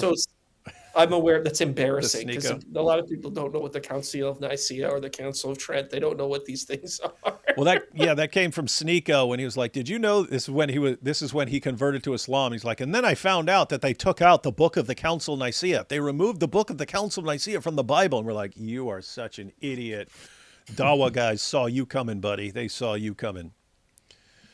I actually saw Kirk Cameron's Saving Christmas. It's not a very good movie, but there is a funny scene where Arius, they talk about how Christmas began and how Saint Nick was said to have beaten up Arius, and they have like a scene of it. It's kind of funny. So yeah, it's pretty cool. Dawa bros need a recharge from Zut, so they have the strength of 30 men and can keep up with those Dawa babes. Got their behind handed to them. Yeah, not looking good for the Dawa guys. No way a place in Pakistan is called Islamabad. Yeah, I thought that was funny, man. Like, you literally call your place Islamabad. I think there's a comedian who said something about that one day, but everyone's always thought the same thing when they saw Islamabad. Like, not Islamabad? No, it's Islamabad, man. Islamabad, man. It's like really bad. There's Islamabad, Islama worse, and Islama worst. Issa Muggs... What's NGL? Not gonna lie. Not gonna lie. Issa, I don't know what a mog is. Issa Muggs, not gonna lie. By the way, Issa, do you like cats or dogs? I actually like both. I've taken care of rescue dogs and cats, so yeah. I'm gonna read you some passages from the Hadith about dogs, buddy. Oh yeah, I'm aware. Especially black dogs. They are the shaitan. Yeah, dogs seem to like me a lot though. So Issa's gonna take down Islam on his own with facts and logic. And there we have Issa, like with AP, we will watch you become a cat human. Alhamdulillah. A catechumen. Yeah. There's actually a PC game called Catechumen, and the goal of the game is you have to save people. You have like a sword, and you send a beam of light, and then you turn Romans into like people who believe in Jesus. It's a weird PC game, but it's an old game. You might want to play it. You go around, it's like Doom, but you save people in it. Oh, that's funny. A game where you save people. That's funny. That's funny. All right, guys. So I had more stuff. I had an article from the New York Times on people celebrating the death of the Ayatollah, because I had the clip of people mourning it. We're going to check out the article on people celebrating and had some video clips there. And then had a video from a news channel where it's an Australian news channel where the woman there had left Iran, so she had some interesting things to say. But we've been going a long, long time, and as I mentioned, probably going to be revisiting the Iran topic here later this week. So what final thoughts on anything before we close out here? Jai, what do you got to say, man?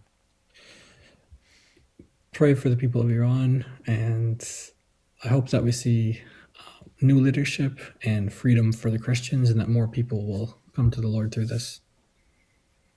Amen. This could be really bad and really messy for. I mean, it's gonna be messy to some extent, no matter what. But it could be really, really bad, and tons of people could die, or things could turn around pretty quickly. So, hope things work out for the best here.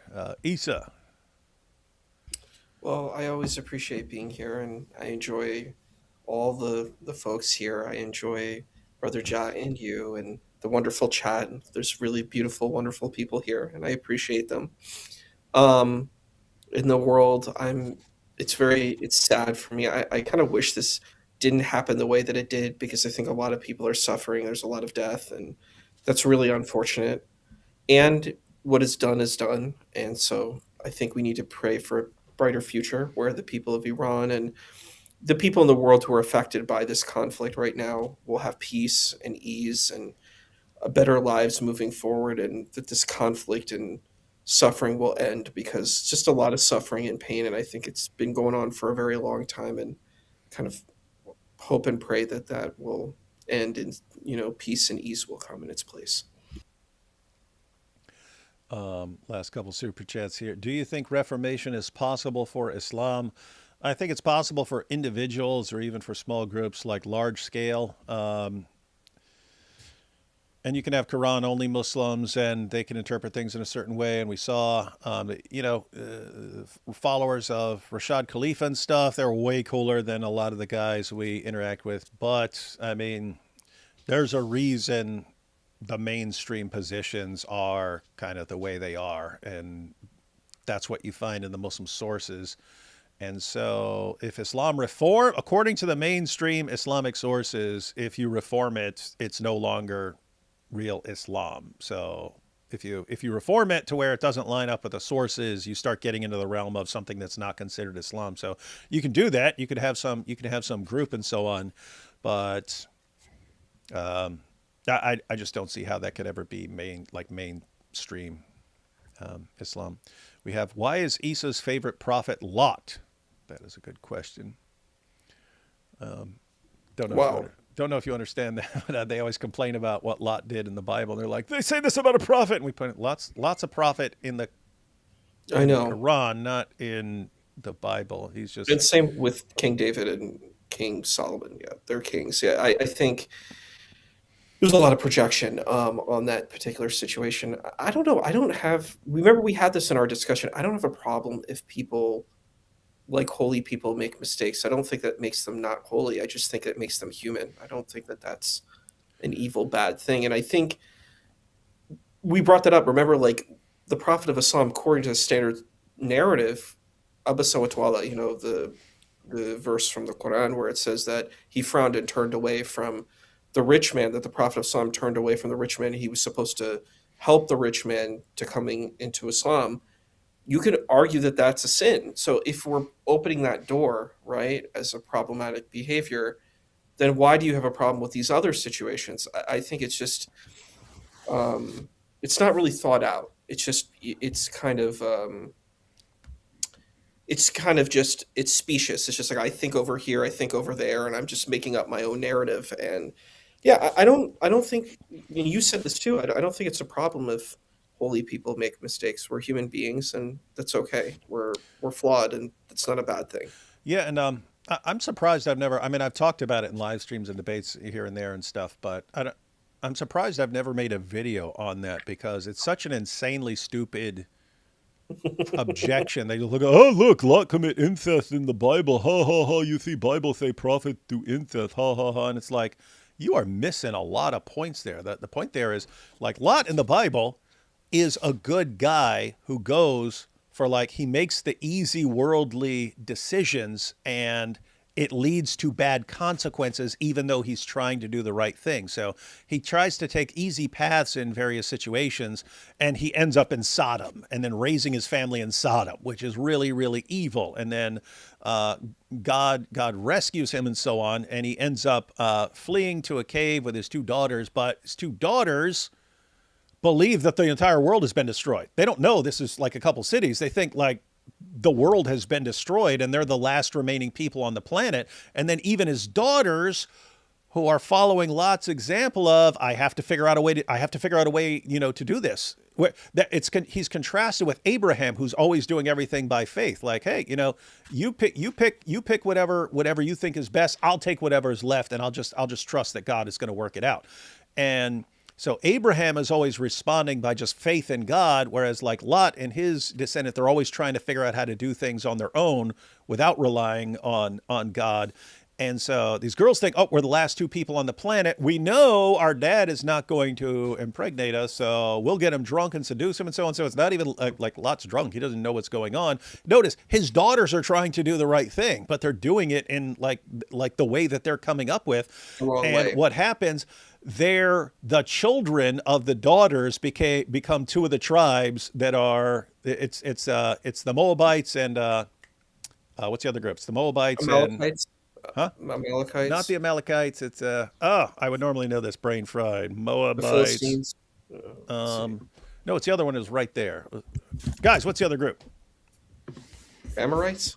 I know there was. I remember it. I think it's something with an A. Descendants of Lot. Oh, Ammonites. Yeah. So I said Amorites. Ammonites. Yeah, that's what it is. Yeah. Yeah, so the Moabites and the Ammonites, the people who ended up fighting with Israel, and so that's the idea. It's like the path you're taking and the decisions you're making are influencing future generations, and so you need to make sure you're on the right path. Anyway, it's like this deep message and so on about trusting in God and not making not making bad decisions while trying to do the right thing because you don't have faith in you don't have the trust in God and so on. And Muslims just they miss it all. They miss it all because they go, oh, this isn't that. Me attack the Bible with this, even though my God affirms this as the word of God. Durr. Why? Yeah, I have to. I should make a video about that. But you know what would be good? Why don't you do Muslim Bible study, where you do like have like an episode where you're like, hey, we're going to teach Muslims about what the Bible says. That might be a really fun thing because I think Muslims just like remember I had a conversation with Junior about Israel versus Hamas, and I started talking about Esav, what is it? Esav, Esau and Yaakov, Jacob, right, and the kind of the birthright, and Junior was like really enamored. He was like really interested in it because it's like he's never heard this story about like Esau and Jacob and the selling of the birthright or even understanding that narrative because the birthright is a major theme and motif that you see throughout like the earlier generations, that the younger person gets the birthright over the older child. And that's a normal motif and theme that you see throughout several generations, Mm-hmm. And I think it's a really kind of interesting thing, kind of discussing what the birthright is, what that looks like, and that, Esau sells the birthright for not just a bowl of soup, but a piece of bread as well with the soup. And it's really interesting in how his mother actually is in it on trying to get Jacob to get the birthright. And kind of, was it actually right for Jacob to get the birthright? And I think these are really interesting things. And honestly, my experience in a lot of Muslim spaces, they don't know any of these stories. They don't know any of this stuff. They don't know who Daniel is. They don't know who Jeremiah is. They don't know who Isaiah is. You know what I mean? Like, just no clue who any of these people are. And I think like Isaiah is such a significant prophet, and it's really shocking that a lot of Muslims have no idea who he is. And Jeremiah. They're both extremely significant, and it's kind of it's sad because you're like missing out on a lot of, and this is why I'm like, why are you discarding the Torah? Like this is like the Tanakh, the whole this canon. It's so useful. You can learn so much from it. And just like what you shared right now, there's a lot of wisdom. Like you showed many different layers of the text. Like you were like, it's not just about this man, his wife being turned into a pillar of salt, and getting assaulted and being in Sodom and Gomorrah, that these being in part of these towns and that are kind of like doing the wrong thing. It's about like, hey, this guy took the easy way out instead of taking the way where he's following what God says, and then the consequences of what that looks like. It's a really powerful moral tale. It's actually very just like the story of Jonah.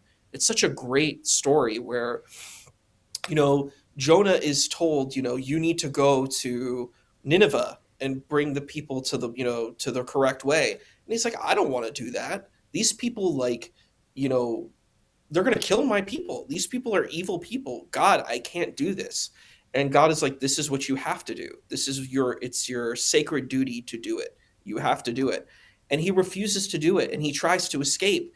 And he learns that this is what, after he kind of gets kind of forcibly like getting, being on the ship, but he's so noble even on the ship where he's like, yeah, I did disobey what God wanted. Like he owns it. He doesn't just hide and say, I didn't do it. He's like, I did do this. And he's like, you need to cast me off the ship because I am responsible.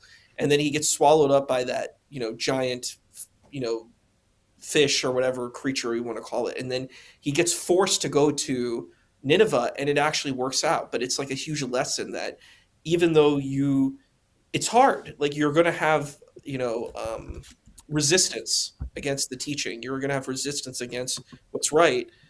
But ultimately, if you follow the plan, it's going to work out. Even if you think it's really bad, it's going to work out in the right way.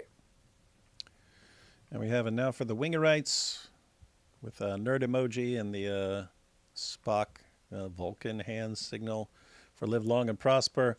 And do you all think Iran has been leering? Well, it is one big leering center right now. So, yeah, They're leering right now.